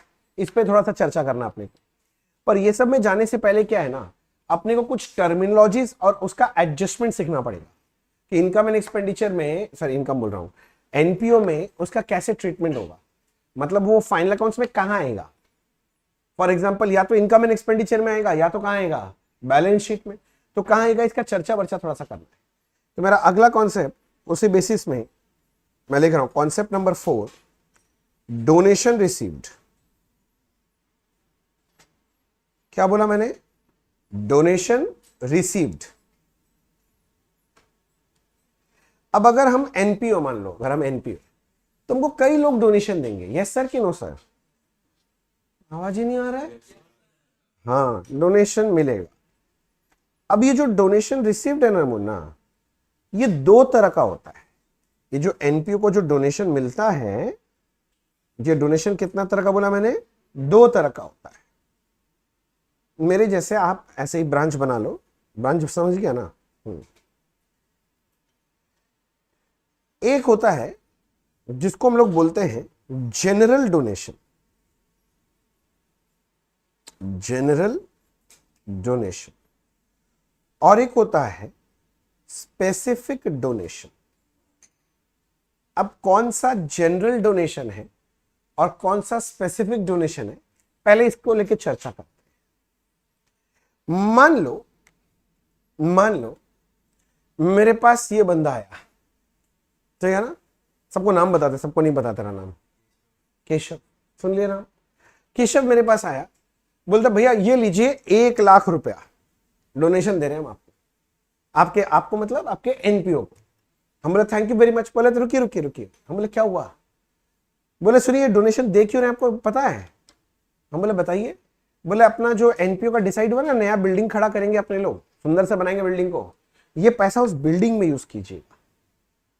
तो समझ, जब ये डोनेशन दे रहा है केशव, तो ये बोल दिया ये पैसा कहां यूज होगा, स्पेसिफिकली बता दिया बिल्डिंग बनाने के लिए यूज करना। तो ये जो डोनेशन है, कौन सा डोनेशन हो गया? Specific donation. अब ये बच्चा भी डोनेशन दे रहा है। सबको अपना नाम बता दे, जोर से बोलना। अपना नाम से शर्म आता है क्या? हाँ सुजल है, देख ले। तो देख सुजल क्या बोल रहा है, बोले सुजल 2 लाख रुपए दिया। हम बोला थैंक यू वेरी मच। बोलता नहीं सुनिए, ये जो पैसा दिए ना, इससे जो अपने लोग बात किए थे कि सब बच्चे लोग के लिए फ्री लाइब्रेरी बनवाएंगे, सारे बच्चे लोग आके बैठ के पढ़ सकते हैं, उसमें यूज कीजिए। तो समझ, ये डोनेशन तो दिया है, किंतु इसने स्पेसिफाई कर दिया कि डोनेशन किस चीज में यूज होगा। तो ये कौन सा डोनेशन है? Specific donation. अब ये दीदी सबको नाम बोल दो। सुन लिया? जिसको जानने का मन था पता चल गया। बेगम तुम्हारा काम करा दिए, 500 रुपया भेज देना, ठीक है ना? तो देखो पारमिता दीदी जो है ना, अब ये 3 लाख रुपया दी। हम बोला हाँ दीदी बताइए क्या करना है। तो दीदी बोलती है सुनिए भैया, ये डोनेशन को ना प्राइस डिस्ट्रीब्यूट करने में यूज कीजिएगा। हम बोला प्राइस? कौन सा प्राइस? बोला अरे आप भूल जाते हैं, हर साल जब बोर्ड्स होता है ना क्लास 10 और 12, उसमें जो हमारे एरिया में जो बच्चे लोग 90% से ऊपर लाते हैं, हम लोग उनको प्राइजेस देते हैं ना, तो प्राइजेस देने में तो पैसा लगता है, तो वहां यूज कीजिएगा। तो समझो, इन्होंने जब पैसा दिया तो इन्होंने स्पेसिफाई कर दिया ना कैसे यूज करना है। तो ये मेरा कौन सा डोनेशन हो गया? Specific donation. अब ये बच्चा जो अपना हाथ खुजला रहा है, नाम अयन है, फिर से बोल, तुम अपना नाम बोलो। अयन। अब अयन बोल रहा है भैया ये लीजिए 4 लाख रुपया लीजिए। हमारा सब बोल रहा है तुम भी बता कैसे यूज करना है। बोले जैसे इच्छा यूज कर लीजिए, आप लोग बहुत अच्छा काम कर रहे हैं। अब मुझे नहीं पता कि आपको क्या कहां जरूरत है पैसा, जहां इच्छा वहां यूज कर लीजिएगा, मेरा कोई रिजर्वेशन नहीं है कि यही यूज करना है, ऐसा कुछ नहीं। तो समझ, डोनेशन मिला पर क्या कोई स्पेसिफिकेशन मिला कि कैसे यूज होगा? नहीं। तो ये जनरल डोनेशन होगा। तो जब आपको कोई स्पेसिफिकेशन मिल जाता है तो उसको क्या बोलते हैं? स्पेसिफिक डोनेशन, इसी काम में यूज होगा। और कोई स्पेसिफिकेशन नहीं मिला उसको क्या बोलते हैं? General donation. अपने लोग किसी काम में भी यूज कर सकते हैं। बोलो इतना दूर क्लियर हुआ? ये जो स्पेसिफिक डोनेशन का जो अकाउंटिंग है ना, उसके लिए एक स्पेशल तरह का अकाउंटिंग यूज होता है। जो स्पेसिफिक डोनेशन का अकाउंटिंग उसके लिए होता है फंड बेस्ड अकाउंटिंग होता है। क्या होता है? फंड बेस्ड अकाउंटिंग, जिसका चर्चा मैं अभी नहीं करूंगा, बाद में करूंगा। तो मैं ऐसे लिख देता हूं, to be discussed in concept number 9। इसका पूरा अलग ही खेल है भाई साहब, 1 घंटा लगेगा इसको समझाने में। हाँ, ये अलग टाइप का अकाउंटिंग है, पर अभी उसको छोड़ो, उससे दिमाग नहीं लगाना है। अब बात करते हैं जनरल डोनेशन का, मतलब नॉर्मल डोनेशन मिल रहा है। अच्छा, लॉजिक से मेरे को काम करना है। आज मेरे को, मैं एनपीओ हूं, मुझे आज किसी ने डोनेशन दिया, तो बताओ मैं जर्नल एंट्री क्या करूंगा?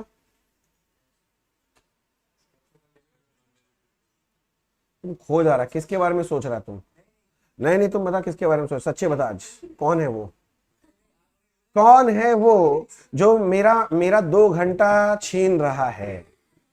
हाँ, वो तुम बीच में खो रहा है, कौन है वो बता। नहीं तो घर में हम झूठ बोल देंगे जाके कि हम तुमको लेक में देखें किसी के साथ।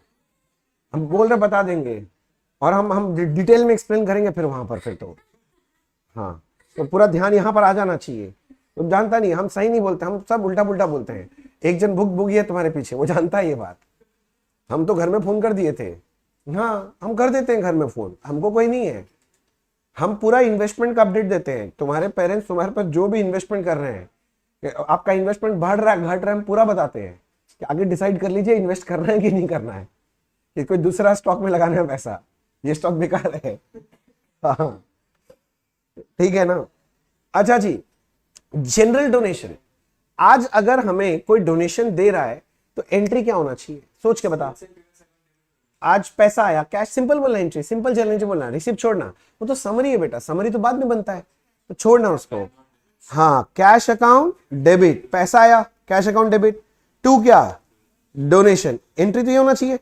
अरे बोलो ना। हाँ, तुम लोग लिख रहा है ना, मेरा मुंह मत देखना, लिखना है। अच्छा, मतलब ये पैसा आया कि गया? आया, रिसिप्ट है। अगर कोई भी रिसिप्ट है बेटा, तो वो सबसे पहले कहां रिकॉर्ड हो जाना चाहिए? हाँ ठीक बोल रहा है, रिसीप्ट्स एंड पेमेंट में। तो स्टेप 1 ये रिकॉर्ड हो जाना चाहिए आपके रिसीप्ट्स एंड पेमेंट अकाउंट में। थोड़ा और बुद्धि लगा के बताओ, ये रिसीप्ट्स एंड पेमेंट है मेरा, कौन से साइड में लिखूं? डेबिट साइड में, क्रेडिट में, रिसिप्ट साइड में, पेमेंट साइड में? रिसिप्ट डेबिट साइड में। तो cash account debit to donation, तो ऐसे ही ना एंट्री आएगा। When you do something for the nation, it is donation, do for nation, donation. समझ में आ रहा है? अच्छा, ये तो अभी रिसिप्ट एंड पेमेंट में मतलब पहली बार मिला। मेरा चैप्टर का नाम है क्या बोलते हो? Financial statements. तो मुझे अब ये समझना है कि फाइनेंशियल स्टेटमेंट यानी फाइनल अकाउंट्स में इसका असर कहां पड़ेगा। देख, फाइनल अकाउंट्स में दो ही चीज है, या तो ये इनकम एंड एक्सपेंडिचर में जाएगा, या तो कहां जाएगा? बैलेंस शीट में। तो क्या लगता है आपको कहां जाएगा? इनकम एंड एक्सपेंडिचर, सिंपल सी बात है। तो आंसर है गलत। आंसर है इट डिपेंड्स। क्या बोला? It depends.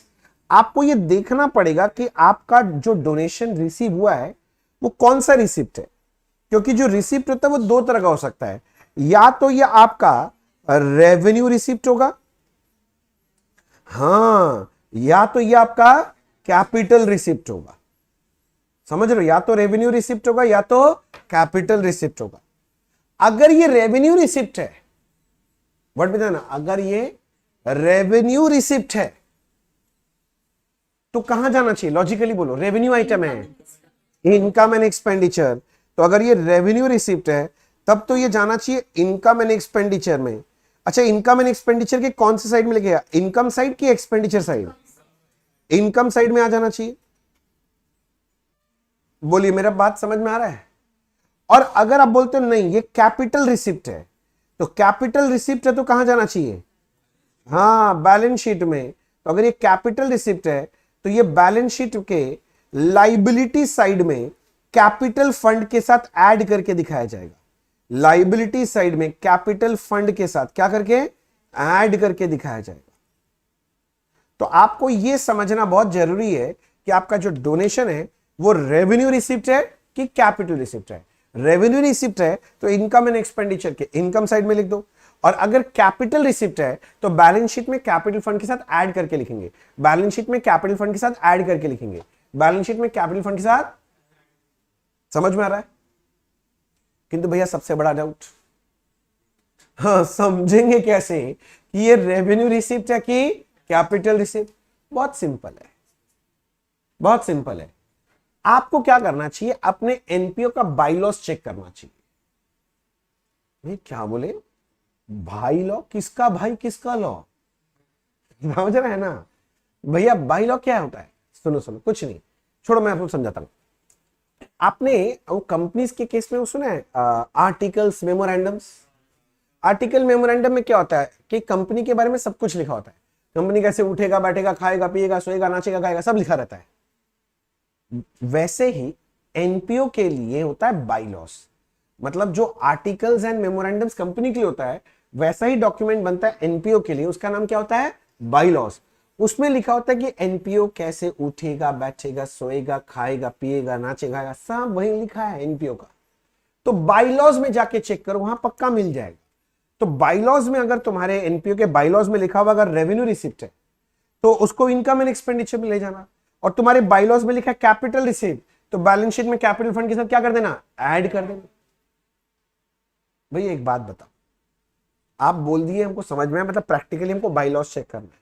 एग्जाम में क्या बाईलॉ देगा? हमको बैठ के पढ़ना पड़ेगा बाईलॉ? नहीं नहीं, तुम्हारा क्वेश्चन पेपर तुम्हारा बाईलॉ है। क्वेश्चन पेपर में अगर बोल दिया ये रेवेन्यू आइटम है तो रेवेन्यू ट्रीट कर लेना। क्वेश्चन पेपर बोलेगा कैपिटल है तो क्या ट्रीट कर लेना? कैपिटल ट्रीट कर लेना। भैया क्वेश्चन पेपर साइलेंट है तो डोनेशन दिया है, मगर ये बता ही नहीं रहा कि ये कैपिटल है कि रेवेन्यू है, ये नहीं बता रहा, तो क्या करेंगे? तो भैया अगर कुछ नहीं बोलता है तो आप इसको रेवेन्यू आइटम ट्रीट करके इनकम एंड एक्सपेंडिचर में ले जाना। कहां ले जाना? इनकम एंड एक्सपेंडिचर में। क्यों क्यों क्यों क्यों? रीजन सिंपल है, आपका इंस्टीट्यूट बोलता, मैं नहीं बोल रहा, आपका इंस्टीट्यूट बोल रहा कि अगर हम कभी बोलना भूल जाएं तो आप हमेशा क्या अज्यूम कर लेना? रेवेन्यू। क्यों जानते हो इसके पीछे लॉजिक क्या है?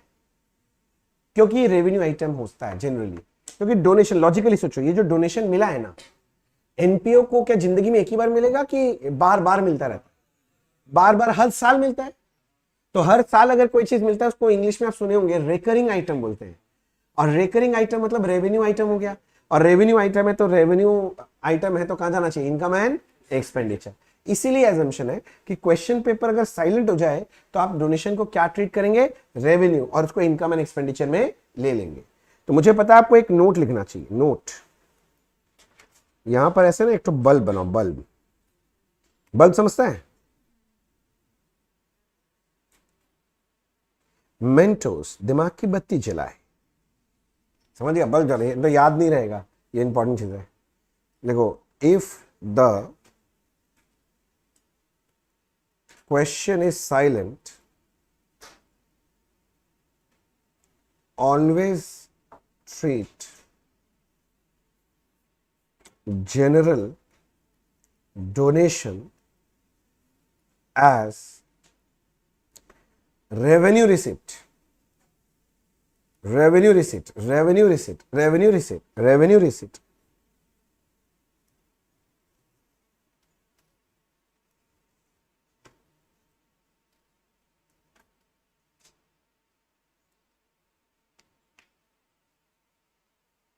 लिख लिया?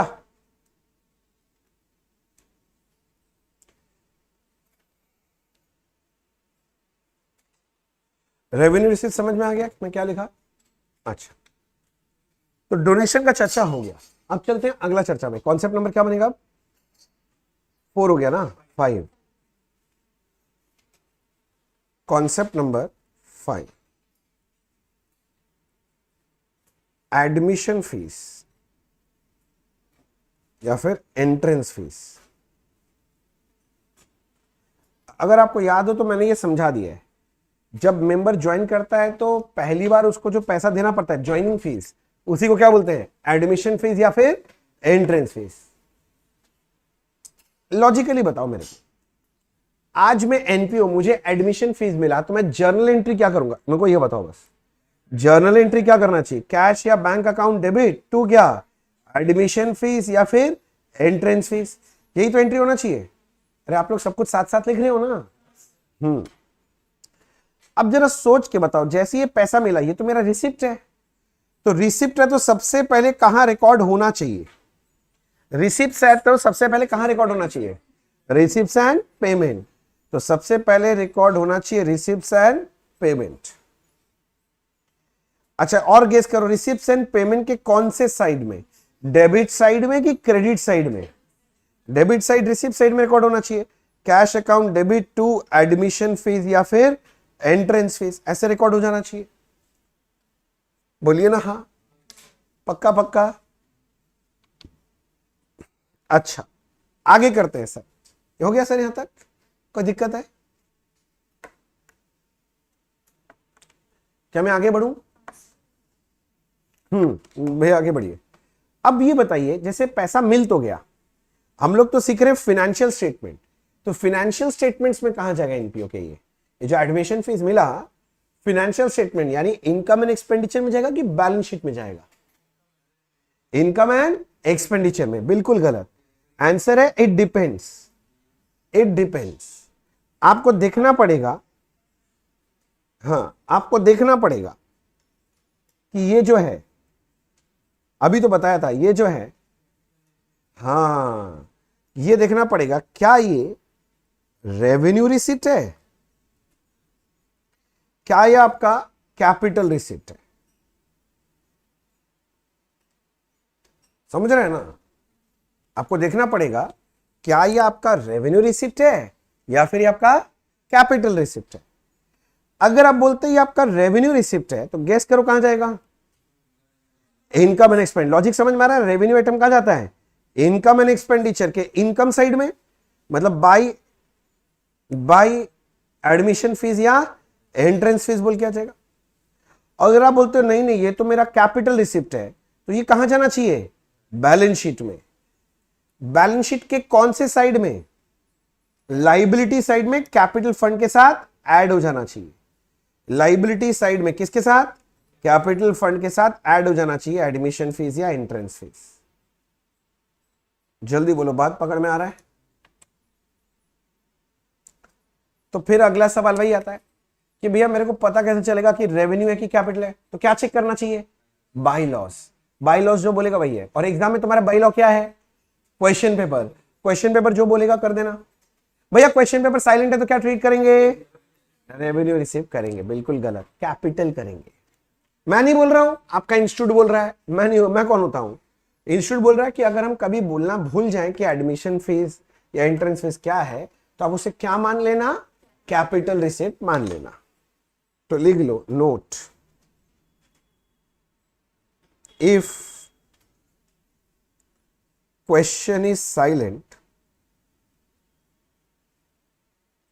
ऑलवेज ट्रीट एडमिशन फीस और एंट्रेंस फीस एज, क्या बोले? Capital receipt. मतलब बैलेंस शीट में कैपिटल फंड के साथ ऐड हो जाएगा। भाई तो तंग कर दिया इंस्टीट्यूट। पहला वाला के लिए बोलता है रेवेन्यू मानो, इसको बोलता है कैपिटल मानो। ये क्या मतलब है? नहीं नहीं, ऐसे फालतू नहीं बोला है। बोला तो है मगर इसके पीछे लॉजिक है। जानते हो क्या लॉजिक है? बुक में तो लिखा हुआ मिल जाएगा। लॉजिक सिंपल है। अब आप सोचो, ये जो एडमिशन फीस देते हैं हमारे मेंबर लोग, कि बार बार देता है, हर साल देता है क्या? हर साल देता है? नहीं। तो हर साल तो नहीं देता है वो लोग। अगर वो लोग हर साल नहीं देता है तो हम बताओ ये रिकरिंग आइटम है कि नॉन रिकरिंग है? और आप बचपन में पढ़े होंगे कि non recurring item capital nature का आइटम होता है। और अगर कैपिटल नेचर है तो भैया कैपिटल रिसिप्ट हो गया, तो ये बैलेंस शीट में कैपिटल फंड के साथ ऐड हो जाना चाहिए। तो पहला तो बाईलॉज का सुनो, मतलब क्वेश्चन पेपर का। तो अगर किंतु बाईलॉज अगर कुछ नहीं बोल रहा है तो क्या मान लो? कैपिटल। बस एक एक्सेप्शन है। बचपन में स्कूल कॉलेज में पढ़ा है, स्कूल में पढ़ाई होगा, कॉलेज तो छोड़ो, चलो स्कूल में पढ़ाई होगा। स्कूल में जब देखा होगा एडमिशन फीस देना पड़ता है, देखा स्कूल में एडमिशन फीस हर साल लेता है। देखा भी? हाँ, सेशन फीस, एडमिशन, हर साल एडमिशन हो रहा है भाई। क्या अजब अजब कहानी है। तो मैं क्या बोलना चाह रहा हूं, ये जो एजुकेशनल इंस्टीट्यूट होता है ना, इनके केस में सोचो, उनको हर साल मिलता है। तुम हर साल देता, तुमको हर साल मिलता है, उनके लिए रिकरिंग हो गया। रिकरिंग मतलब क्या? रेवेन्यू। तो अगर क्वेश्चन पेपर में एडमिशन फीस दिया है, कुछ नहीं बोल रहा है, और आपका जो ऑर्गेनाइजेशन है वो एक एजुकेशनल इंस्टीट्यूट है, तो उस वक्त क्या एज्यूम करना चाहिए? कैपिटल नहीं, क्या एज्यूम करना चाहिए? रेवेन्यू करना चाहिए एज्यूम। तो ये नोट के अंदर पैराग्राफ चेंज करके लिखो,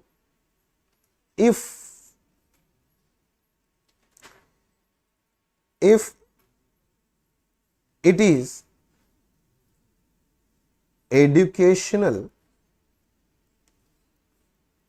institute, then treat admission fees or entrance fees as revenue receipt. Revenue मान लेना सर, रेवेन्यू मान लेना सर, रेवेन्यू मान लेना सर। बोलो समझ आ रहा है? कितना कॉन्सेप्ट हो गया हम लोग का? 5 हो गया। अच्छा ये वाला ऐसे है, रुको मैं तो भूल गया।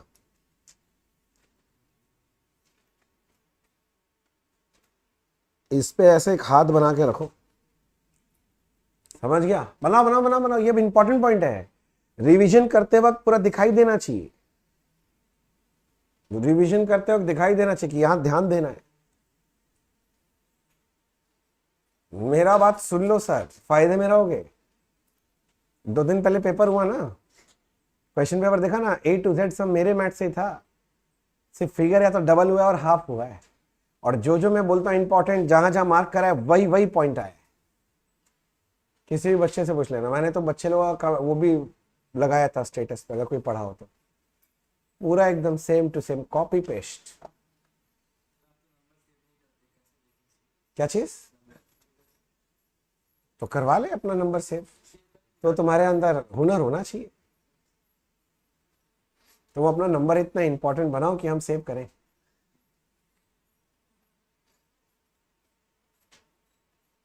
हो गया? आगे कॉन्सेप्ट नंबर क्या बनेगा? 6। 5 हो गया, 6 लिखो। Legacies received legacies received, legacies received, और ये क्या आ गया? लेगेसी रिसिप्ट समझता, कोई समझता है? कोई बच्चा जानता है? लेगेसी रिसिप्ट क्या होता है कि एनपीओ का पैसा मिलता है as per the will on the death of a person. इतना तेज बोलना था तो फिर बोले ही कुछ, हिंदी में समझाइए ठीक से।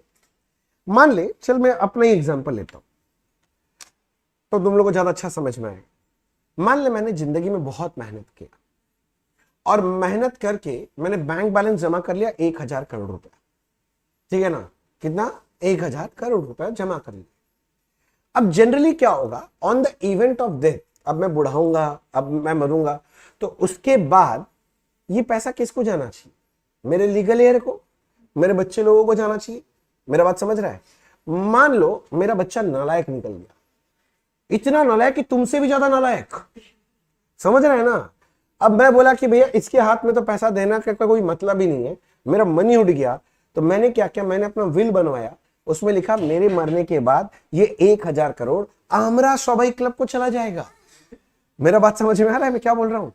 तो अब मेरा डेथ हो गया मान लो, अब ये जो 1,000 करोड़ है किसको मिल गया? क्लब को मिल गया। तो क्लब को ये जो मेरा, इसको बोलते हैं लेगेसी रिसीप्ट।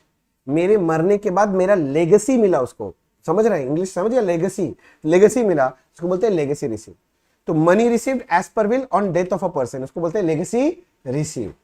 अब सोचो एनपीओ के व्यू पॉइंट से, आज एनपीओ को कोई लेगेसी मिला तो वो जर्नल एंट्री क्या करेगा? जर्नल एंट्री क्या करेगा? हाँ बोलना, जोर से बोलना। कैश अकाउंट डेबिट, ठीक है, टू क्या?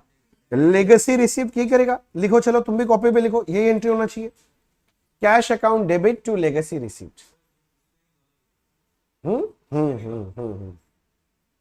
क्लब लोग का भी पुश्तैनी दौलत हो गया, क्या कर सकते हैं? अब आगे, ये एक रिसिप्ट है तो सबसे पहले ये कहां रिकॉर्ड होना चाहिए? Receipts and payment. सबको ये का आवाज नहीं आ रहा मुंह से, मैं तोड़ दूंगा, मैं बता रहा हूं कहां रिकॉर्ड होगा सबसे पहले। अब बताओ रिसिप्ट्स एंड पेमेंट के कौन से साइड में होना चाहिए? Receipt side, debit side. तो cash account debit to legacy receipt, receipt side में आना चाहिए।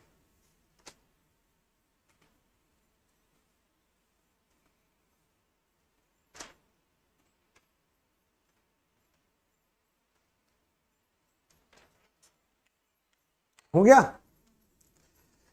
अब क्वेश्चन है कि फाइनेंशियल स्टेटमेंट्स में कहां जाएगा? अगला स्टेप तो फाइनेंशियल स्टेटमेंट का चर्चा है। इनकम एंड एक्सपेंडिचर में जाएगा, बैलेंस शीट में जाएगा, क्या होगा? ये दो बात हो सकता है, या तो वो क्या होगा रेवेन्यू, या तो क्या होगा कैपिटल।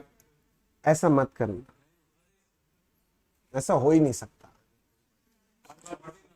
हाँ भैया ये आइटम ना कैपिटल है, क्योंकि सोचो ये जो लेगेसी रिसीव मिला है इस क्लब को, ऐसे थोड़ी ना हर साल मर रहा है लोग और दिया जा रहा है लेगेसी, मजा आ रहा है, मतलब बहुत मजा आ रहा है, सब मर रहे हैं, सब लेगेसी दिए जा रहा है, ठीक है ना? और ऐसे भी ये जो क्लब को देखे गया है, ऐसा तो पागल इक्का दुक्का ही मिलेगा, करोड़ों में, लाखों में भी नहीं, करोड़ों में।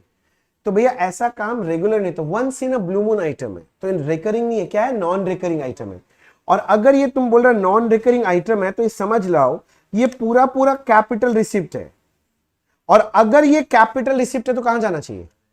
बैलेंस शीट में, डैश साइड में। कौन से साइड में? लाइबिलिटी साइड में, उसके साथ ऐड हो जाना चाहिए, कैपिटल फंड के साथ ऐड हो जाना चाहिए। तो भैया बैलेंस शीट में, लाइबिलिटी साइड में, बैलेंस शीट में, लाइबिलिटी साइड में कैपिटल फंड के साथ ये लेगेसी रिसीव ऐड हो जाना चाहिए। अगर आप लॉजिक समझ रहे हैं, हम जिस स्टाइल से पढ़ाने की कोशिश कर रहे हैं, तो आसान लगेगा।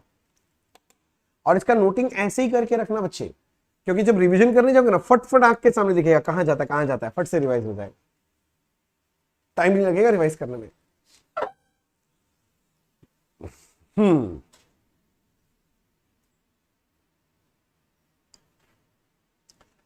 बोलो जी ठीक है।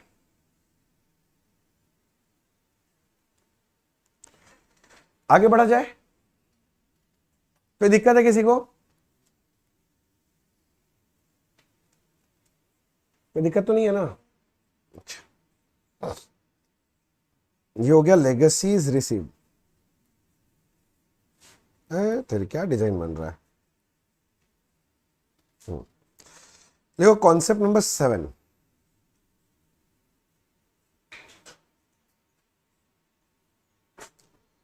Subscription received.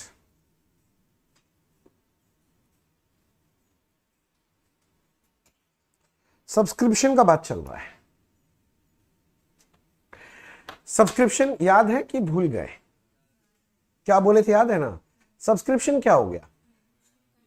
हाँ, मेंबरशिप कंटिन्यू करने के लिए हर साल या हर महीना एक पैसा दिया जाएगा, उसको क्या बोलेंगे? सब्सक्रिप्शन। तो हम अगर एनपीओ, तो हमको तो सब्सक्रिप्शन मिल रहा है, तो आज अगर मुझे सब्सक्रिप्शन मिल रहा है तो जर्नल एंट्री क्या होना चाहिए? Very good, cash account debit to subscription. Cash account debit to subscription. आज ये रिसीव हुआ है तो सबसे पहले कहां लिखना चाहिए? वेरी गुड, तो स्टेप नंबर 1 है, ये जाएगा रिसिप्ट एंड पेमेंट में। रिसिप्ट एंड पेमेंट अकाउंट में कौन से साइड में, डेबिट की credit? Debit side, receipt side में आना चाहिए। तो रिसिप्ट एंड पेमेंट में आएगा कैश टू सब्सक्रिप्शन।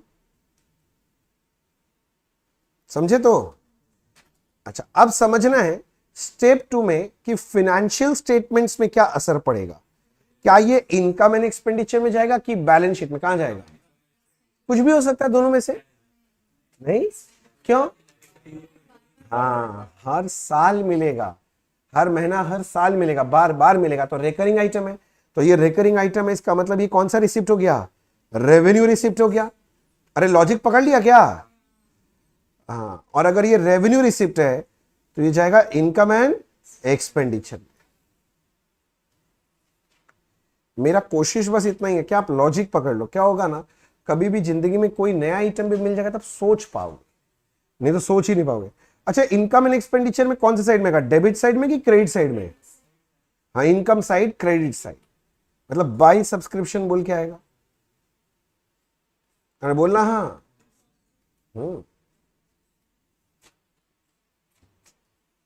कितना कॉन्सेप्ट हो गया? 7 हो गया ना? जल्दी लिखो, लिखो, हाथ दौड़ाओ, हाथ दौड़ाओ। हाथ रुकने का कोई बात ही नहीं है। हाथ रुकना पाप है, नदी किनारे सांप है, काली माता आएगी आंख जला के जाएगी।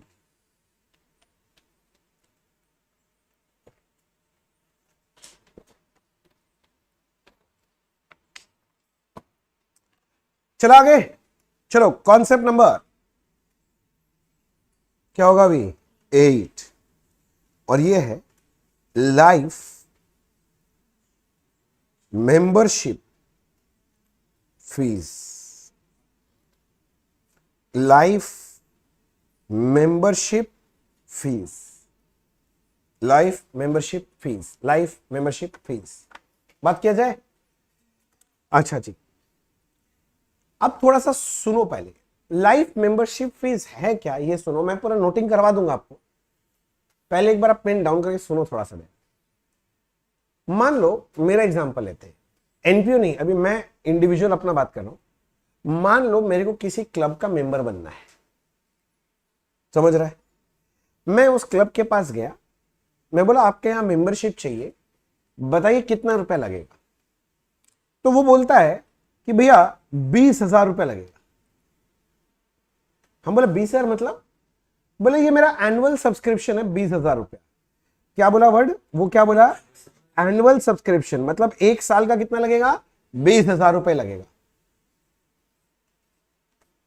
कर लो। नहीं नहीं, तुम कर लो, फिर हम लोग बाद में कर लेंगे। क्लास के बीच में अगर मुंडी इधर उधर घुमा ना, तो मैं तलवार लेके, तुमको पता है फिर क्या होता तलवार आने के बाद, ठीक है ना? एनुअल सब्सक्रिप्शन, ध्यान से, एनुअल सब्सक्रिप्शन कितना बोला? 20,000। अब मैं उसको बोला सुन भाई, मैं हर साल पेमेंट नहीं कर पाऊंगा, एक बार में जो लेना लमसम ले ले, मेरे को लाइफ मेंबरशिप चाहिए, जिंदगी भर का मेंबर बनना चाहता हूं मैं, और जो लेना एक बार में ले लो। मैं बार बार नहीं दूंगा, जो लेना है वन टाइम पेमेंट है, बार बार नहीं होगा। बोलो बात समझ में आ रहा है मैं क्या बोल रहा हूं? अब मान लो वो बोला कि ठीक है भैया आप एक काम करो 5 लाख रुपए दो, लाइफ मेंबर बन जाओ।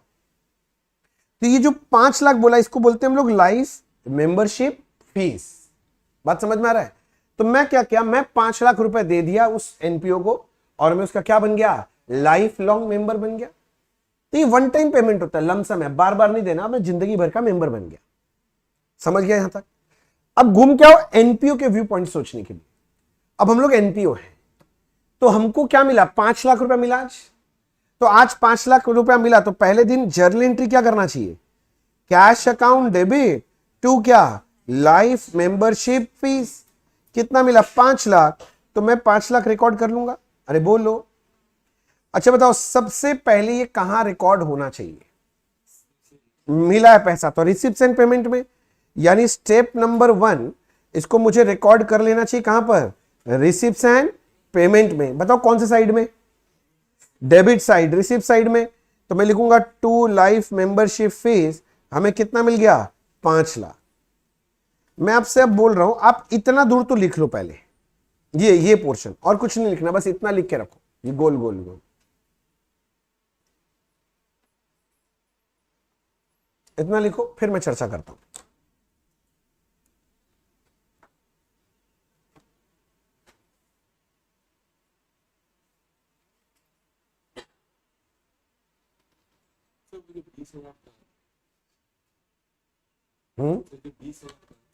वो भी तो लाइफ मेंबरशिप के लिए पार्ट पार्ट वाइज उसका वायरस तेरे अंदर आ गया है क्या? सुनो, एनुअल मतलब क्या हो गया, एक साल का। अगर हर साल देंगे तो 20-20 हजार रुपये देना पड़ेगा, और एक बार 5 लाख रुपए दो और जिंदगी में कुछ नहीं देना पड़ेगा। दोनों एक है? हाँ दोनों समझा रहा हूँ। तो ये तुम्हारा नॉर्मल सब्सक्रिप्शन है और इसको लाइफ मेंबरशिप फीस बोलते हैं। यही तो डिफरेंस बताया बेटा। कहाँ खो गया, क्या हो गया? ठीक है ना?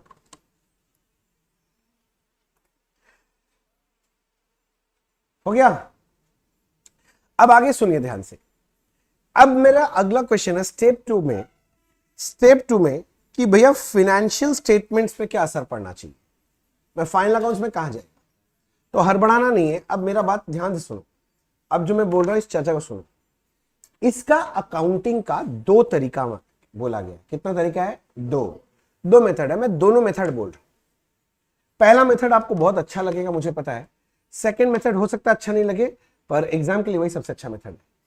ठीक है ना? सुन लो पहले।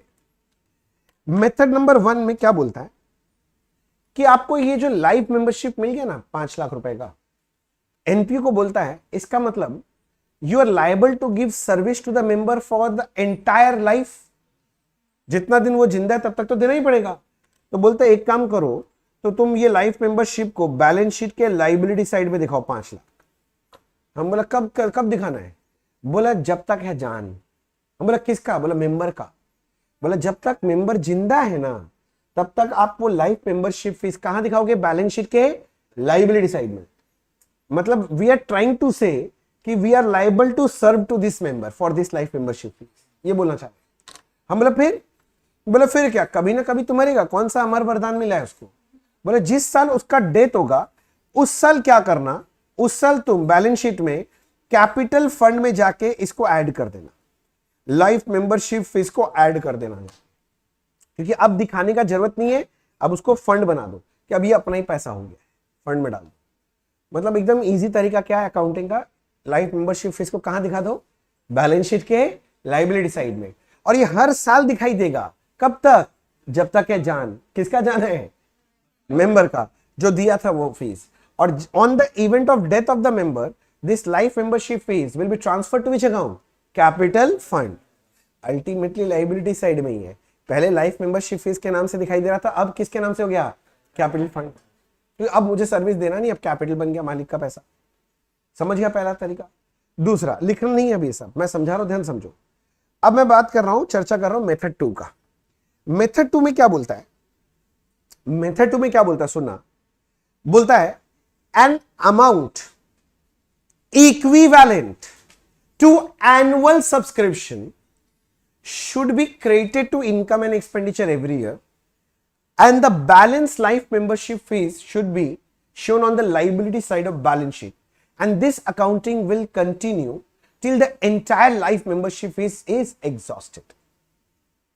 बोला वाह क्या इंग्लिश बोले बे, बहुत अच्छा लगा, मतलब तो कछु नहीं समझ में आया। हम बोला सुन क्या बोल रहा है। वो लोग बोल रहा है हर साल आपको क्या करना चाहिए, देख मेंबर तो मेंबरशिप का एंजॉयमेंट ले रहा है, मान ले एक साल बीत गया तो एक साल का बेनिफिट तो मेंबर को मिल गया ना। मैं बोला हाँ बिल्कुल मिल गया। तो बोले एक काम करो, पता करो आपके यहां पर एक साल का सब्सक्रिप्शन कितना है। तो हम बोला मुझे पता है, मेरा एनुअल सब्सक्रिप्शन 20,000 है, नॉर्मली हम लोगों से 20,000 रुपए लेते हैं। तो बोला एक काम करो, फिर जैसे ही एक साल बीता तो एक साल का इनकम रिकॉग्नाइज कर लो। इनकम कब होगा, जब इनकम एंड एक्सपेंडिचर में जाएगा। तो बोलता है इनकम एंड एक्सपेंडिचर में लाइफ मेंबरशिप फीस से आप एक काम करो 20,000 लगा के लिख दो, इनकम है इस साल का मान लो। हम बोला हमको मिला तो 5 लाख रुपया था। बोला हाँ हाँ 5 लाख रुपया में से 20,000 निकाल के यहां लिख दिया एनुअल सब्सक्रिप्शन के नाम से, और बाकी कितना बचा तुम्हारा। हाँ बोला 480 बचा। बोला उसको तुम liability side of balance sheet में 480, मतलब तुम ऐसे सोचो ना कि तुमको ये सब्सक्रिप्शन टाइम से पहले मिल गया, प्री रिसीव सब्सक्रिप्शन, नहीं समझा। तो आपने तुमको 5 लाख रुपया मिला तो उसमें 20,000 इस साल का इनकम है, बाकी 480 प्री रिसीव एक तरह से, तो लाइबिलिटी साइड में दिखा दो। हमरा फिर बोला फिर क्या, अगले साल सेम, एक साल और बीतेगा तो अगले साल फिर से by life membership fees income and expenditure में 20,000 लिख लो। 480 में से 20 निकाल दिया, कितना बचेगा अब 460। तो लाइफ मेंबरशिप फीस अब यहां दिखा दो कितना 460। फिर अगले साल, बोला अगले साल फिर से वही बाई लाइफ मेंबरशिप फीस, फिर से इनकम डाल लो 20,000 और यहां से 20,000 कम करके 440 तुम दिखा दो यहां पर। बोल समझ आ रहा है। और हम बोले फिर बोला फिर क्या, ऐसे ही चलता रहेगा। हम बोला कब तक, बोला जब तक आपका लाइफ मेंबरशिप फीस का बैलेंस जीरो नहीं हो जाता। क्या नहीं हो जाता, जीरो नहीं हो जाता। लॉजिकली सोचो, हमारा ये फीस था 5 लाख रुपया, अगर हर साल 20,000 का इनकम है, मतलब 5 लाख डिवाइड बाई 20 कितना होता है 25, मतलब ये अकाउंटिंग मेरा कितने साल तक चलेगा इस एग्जांपल में 25 साल तक। 25 साल के बाद लाइफ मेंबरशिप फीस का बैलेंस खत्म हो जाएगा, अकाउंटिंग बंद हो जाएगा, अकाउंटिंग खत्म है।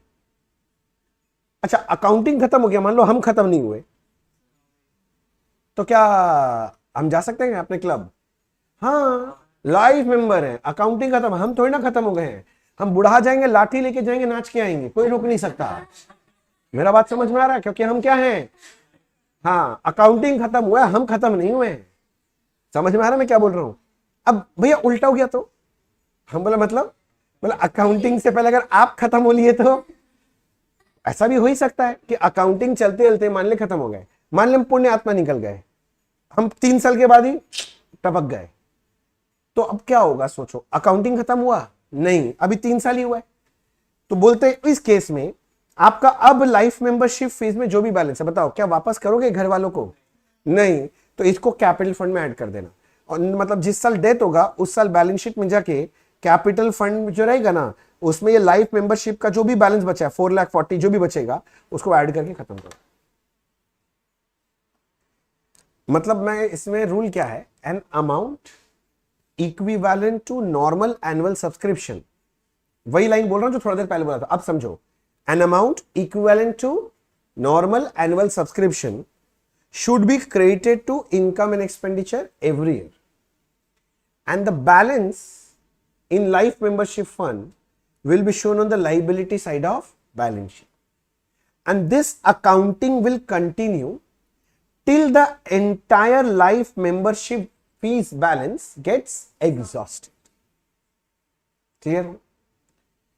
एक छोटा सा point, if the member expires before the accounting is complete, then the balance of life membership fees shall be transferred to which account, capital funds.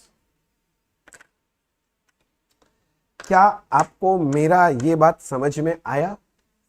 तो बोलो मैं नोटिंग करा दूं, जल्दी से नोटिंग करा दूं, ठीक है। तुम लोग स्टेप 1 लिख के रखा हुआ है। अच्छा अब स्टेप 2 में 2 मेथड है तेरी। बोलिए सर, कुछ बोल रहा है? जरूर।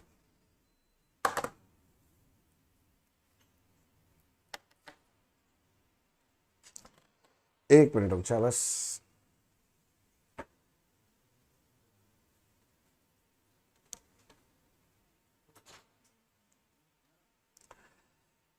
तुम लोग हेडिंग लगाया स्टेप 2? अच्छा, स्टेप 2 लिखने के बाद लिखो उसके नीचे मेथड 1। पहला मेथड याद है ना कि भूल गए? लाइफ मेंबरशिप फीस का जो बैलेंस होगा उसको कौन से साइड में शो करना है? Liability side of balance sheet. और ये चलते रहेगा, कोई दिक्कत नहीं। कब तक चलते रहेगा? जब तक है जान। और अगर कोई मर गया जैसे ही तो फिर कैपिटल फंड में ट्रांसफर हो जाएगा। तो हम लोग खड़े हैं अभी स्टेप नंबर 2 में। इसमें मैं चर्चा कर रहा हूं मेथड 1। इसमें लिखेंगे entire balance of life membership fees will be shown on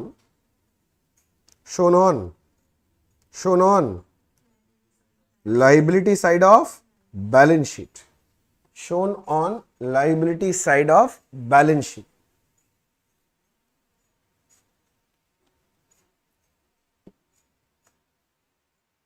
This presentation will continue till the member is alive. और ये पॉइंट नंबर 1 था। Point number 2, on the event of death of the member,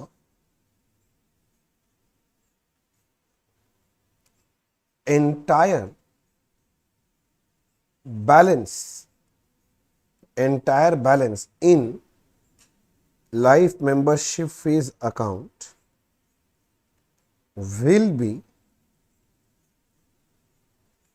transferred to, कहाँ transfer हो जाएगा रे? Capital fund. बोलो ठीक है? Member entire balance in life membership fees account will be transferred to capital fund.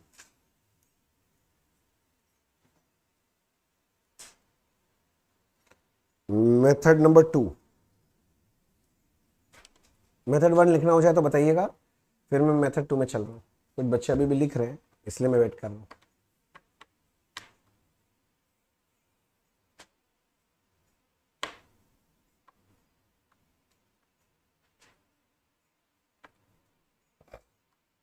लिख लिया? चलो मेथड 2 में एक बार रिवाइज करते हैं। क्या बोले थे कि an amount equivalent to normal annual subscription. तो कहां लेके जाएंगे? इनकम एंड एक्सपेंडिचर है क्रेडिट साइड में, और जो बैलेंस बचेगा मतलब लाइफ मेंबरशिप फीस से निकाल के उसको वहां ट्रांसफर कर देंगे, और जो बैलेंस बचेगा उसको बैलेंस शीट की कहां दिखाएंगे? लाइबिलिटी साइड में। और ये अकाउंटिंग चलता रहेगा जब तक लाइफ मेंबरशिप फीस जीरो नहीं हो जाता। किंतु लाइफ मेंबरशिप फीस जीरो होने से पहले अगर मेंबर ही लुढ़क गया समझ रहे हो ना, तो जो भी बैलेंस बचा होगा उसके लुढ़कने से ठीक पहले लाइफ मेंबरशिप फीस में उसको जाके कहां ऐड कर देना? कैपिटल फंड में ऐड कर देना। यही बात है। क्लियर हो गया? याद रहेगा? तो लिखो number 1, and amount equivalent to normal annual subscription shall be transferred, bracket में नहीं, ब्रैकेट में नहीं, transferred from life membership fees account to income and expenditure account bracket में लिख दिया क्रेडिट, क्रेडिट मतलब क्रेडिट साइड में, and balance of life membership fees account will be shown on liability side of balance sheet. This accounting will continue till entire life membership fees account gets exhausted. Exhausted समझता है ना, खत्म हो जाना. Point number 2. On the event of death of the member, the balance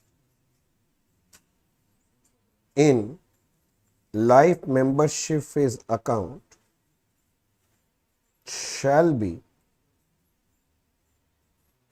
transferred to capital fund.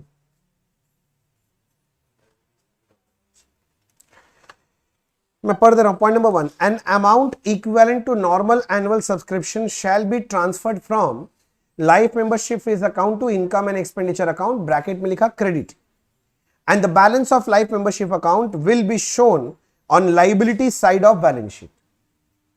Liability side of balance sheet. This accounting will continue till entire life membership fees account gets exhausted. Point number 2, on the event of death of the member, the balance in life membership fees account will be transferred to capital fund. देखो sir, यहां तक क्या दिक्कत है बताओ.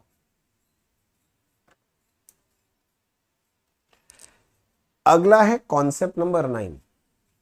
मुझे लगता नहीं है मैं कॉन्सेप्ट नंबर 9 पूरा समझा पाऊंगा, तो मैं एक काम करता हूं, लिखाने वाला थोड़ा सा कार्यक्रम है, मैं वो पहले करा देता हूं. समझाने का काम हो सकता है अगले दिन करना पड़े, ठीक है ना. तो यहां तक पहले बताओ, सबको लिख लिया तो मैं रुकूं? कुछ बच्चों का हाथ चल रहा है, देखा. बीच में जब उससे पूछा तो वो भी स्लो हो गया, तुम भी स्लो हो गया. देखा, तुम समझो, बीच में अगर कोई बोलता है तो उसका बात सुनना नहीं चाहिए. मैं सत्य बोल रहा हूं sir.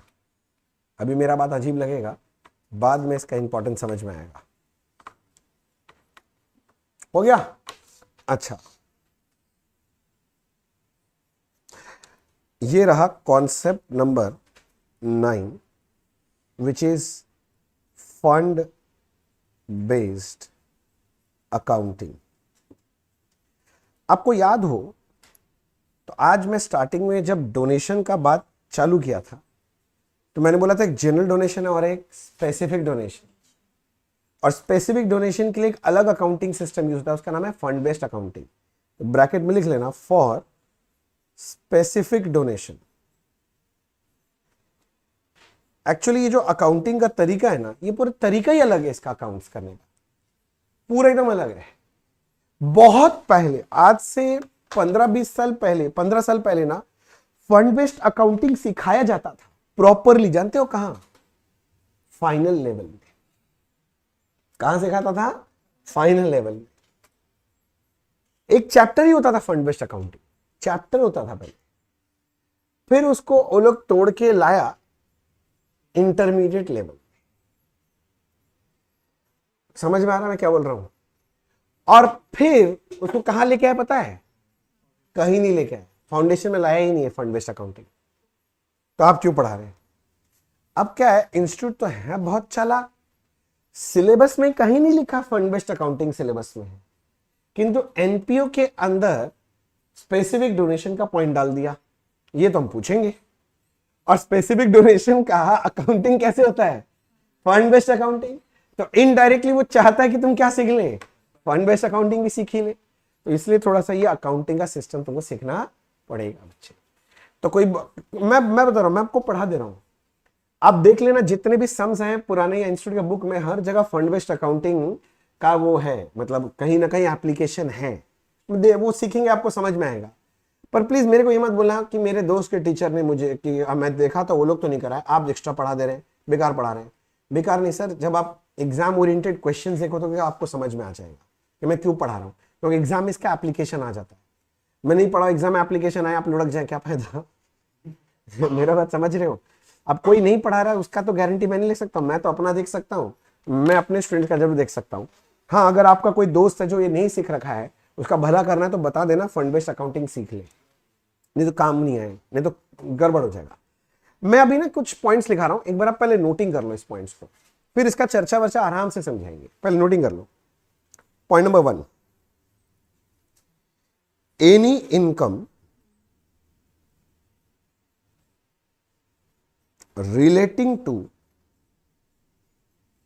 relating to special fund account shall be added to respective fund account. Next, any revenue expenditure relating to special fund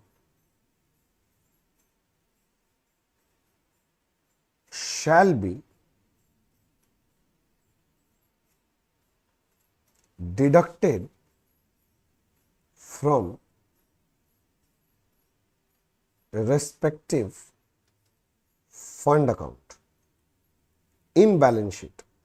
अच्छा, ऊपर में भी लिख लेना in balance sheet. Third, any capital expenditure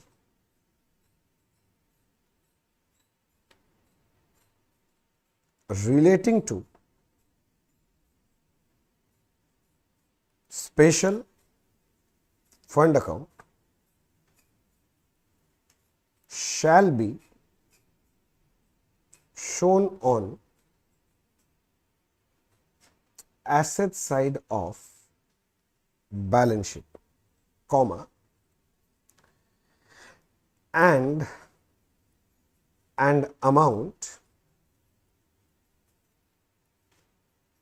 equivalent to capital expenditure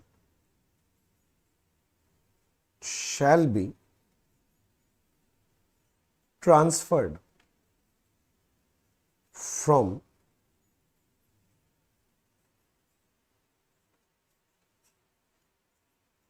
respective fund account to capital fund account.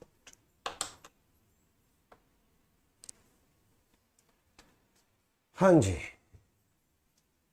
जल्दी जल्दी लिखो।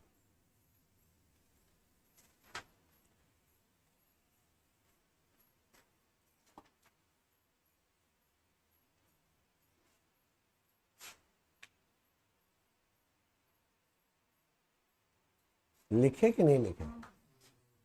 पक्का लिख लिया? ठीक है। अब मैं अभी यहीं छोड़ रहा हूं, इसको आगे नहीं ले रहा हूं, क्योंकि मेरे को अब एग्जाम्पल लेना है दो और बाकी सब समझाना है, तो कम से कम 40-45 मिनट्स और लगेगा आपको समझाने में। फिर इससे रिलेटेड सम कराएंगे, तो पूरा 1 घंटे का कहानी है ये। उसके पहले फंड बेस्ड अकाउंटिंग दिमाग में जाएगा ही। तो एक काम करते हैं, अभी क्या क्या पढ़ लिए तो एक बार रिकैप करते हैं स्टार्टिंग से। सबसे मैंने पहले आपको बताया एनपीओ किसको बोलते हैं। तो मैंने बोला था एनपीओ वो ऑर्गेनाइजेशन है जिसको बनाया जाता है with the objective of not earning profit but to serve the society at large. उसका मेन ऑब्जेक्टिव होता है to promote commerce, science, art, religion, culture, etcetera etcetera, promotion होता है। जो प्रॉफिट कमाया जाता है वो क्या मेंबर घर लेके जा सकता है? नहीं, मेंबर घर लेके नहीं जा सकता। फिर मैंने आपको बताया उसके बाद रिसिप्ट्स एंड पेमेंट अकाउंट। उसमें बताया था receipts and payment account is a summarised form of cash book. It is dash account in nature. सबका आंसर नहीं आ रहा है यार। Real account in nature. It is prepared on a dash basis, cash basis. It starts with opening cash and bank balance and it ends with closing bank balance. All the sundry receipts are debited and all the sundry payments are credited. Both dash and dash items are recorded. Capital and revenue. याद आ गया? अच्छा, फिर मैंने बताया income and expenditure. It is nothing but dash account, profit and loss account. It is prepared under dash basis. Accrual basis. It is dash account in nature, nominal account. All the revenue incomes are credited and all the revenue expenses are debited. Surplus will be dash added to balance sheet in added to capital fund in balance sheet, and deficit will be deducted from capital fund in balance sheet. Surplus का मतलब है excess of income over expenditure, और deficit मतलब excess of expenditure over income. फिर मैंने balance sheet तो एकदम same normal बनता है, बस उसमें एक पॉइंट याद रखना था. कैपिटल फंड का और एक नाम क्या है? जनरल फंड, और एक नाम एक्यूमुलेटेड फंड. फिर हमने बात किया डोनेशन.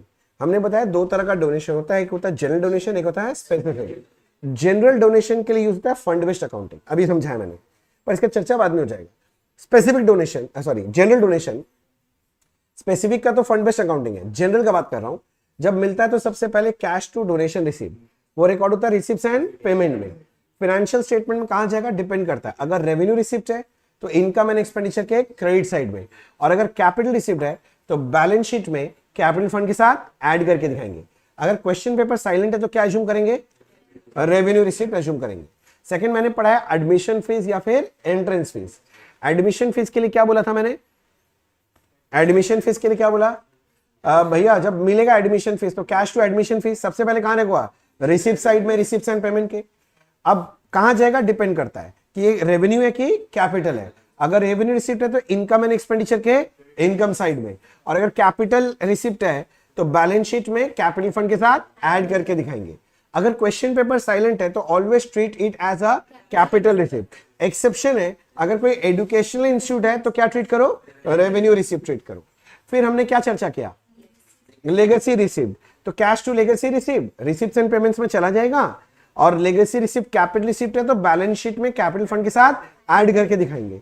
हो गया लेगेसी. उसके बाद था सब्सक्रिप्शन रिसिप्ट. जब मिलेगा तो कैश टू सब्सक्रिप्शन होना चाहिए. रिसिप्ट्स एंड पेमेंट के डेबिट साइड में टू सब्सक्रिप्शन बोल के दिखा देंगे, और सब्सक्रिप्शन अपना रेवेन्यू रिसिप्ट है तो ये इनकम एंड एक्सपेंडिचर के इनकम यानी क्रेडिट साइड में दिखाएंगे. फिर क्या बताए? Life membership fees. Life membership fees मतलब जिंदगी भर का सब्सक्रिप्शन एक बार में दे दिया, ऐसे सोच लो. तो भैया पहला इंट्रो था cash to life membership fees, receipts and payments में जाए. फाइनल अकाउंट्स में क्या होता है? इसका दो नियम है. नियम नंबर 1, पूरा लाइफ मेंबरशिप फीस को बैलेंस शीट के लायबिलिटी साइड में दिखाओ, और दिखाते रहो जब तक मेंबर जिंदा है. और जब मेंबर का जान खत्म, मतलब मेंबर का डेथ होगा, तो लाइफ मेंबरशिप फीस का जो एंटायर अमाउंट है उठा के कैपिटल फंड में डाल देना, ऐड कर देना. और दूसरा मेथड क्या बोला? An amount equivalent to normal annual subscription shall be taken out from life membership fees account and credited to income and expenditure account. And the balance of life membership fees will be shown on the dash side of balance sheet, liability side of balance sheet, and this accounting will continue till entire amount in life membership fees account is getting exhausted. On the event of death of that member who has given life membership fees, अगर वो दिया है तो death हो गया उसका, तो जो भी बैलेंस बचा होगा लाइफ मेंबरशिप फीस में, हाँ, it will be added transfer to capital fund. और फिर मैंने फंड बेस्ड अकाउंटिंग स्टार्ट किया, लिखवाया, मगर मैंने कुछ समझाया नहीं है. इसको समझने के लिए भैया कम से कम 40-45 मिनट जाए. ये 3 लाइन ना निचोड़ है पूरे कॉन्सेप्ट का, ठीक है ना. पर इसको समझने के लिए आपको आधा घंटा 45 मिनट लगाना पड़ेगा अगले क्लास में. तो आज के लिए इतना रखते हैं, अगले दिन फिर मिलेंगे. Thank you so much. Good night, शब खैर, स्वीट ड्रीम्स, जुड़े के सेल्फ, बाय बाय. और कोई डाउट है? पक्का नहीं है? बाय.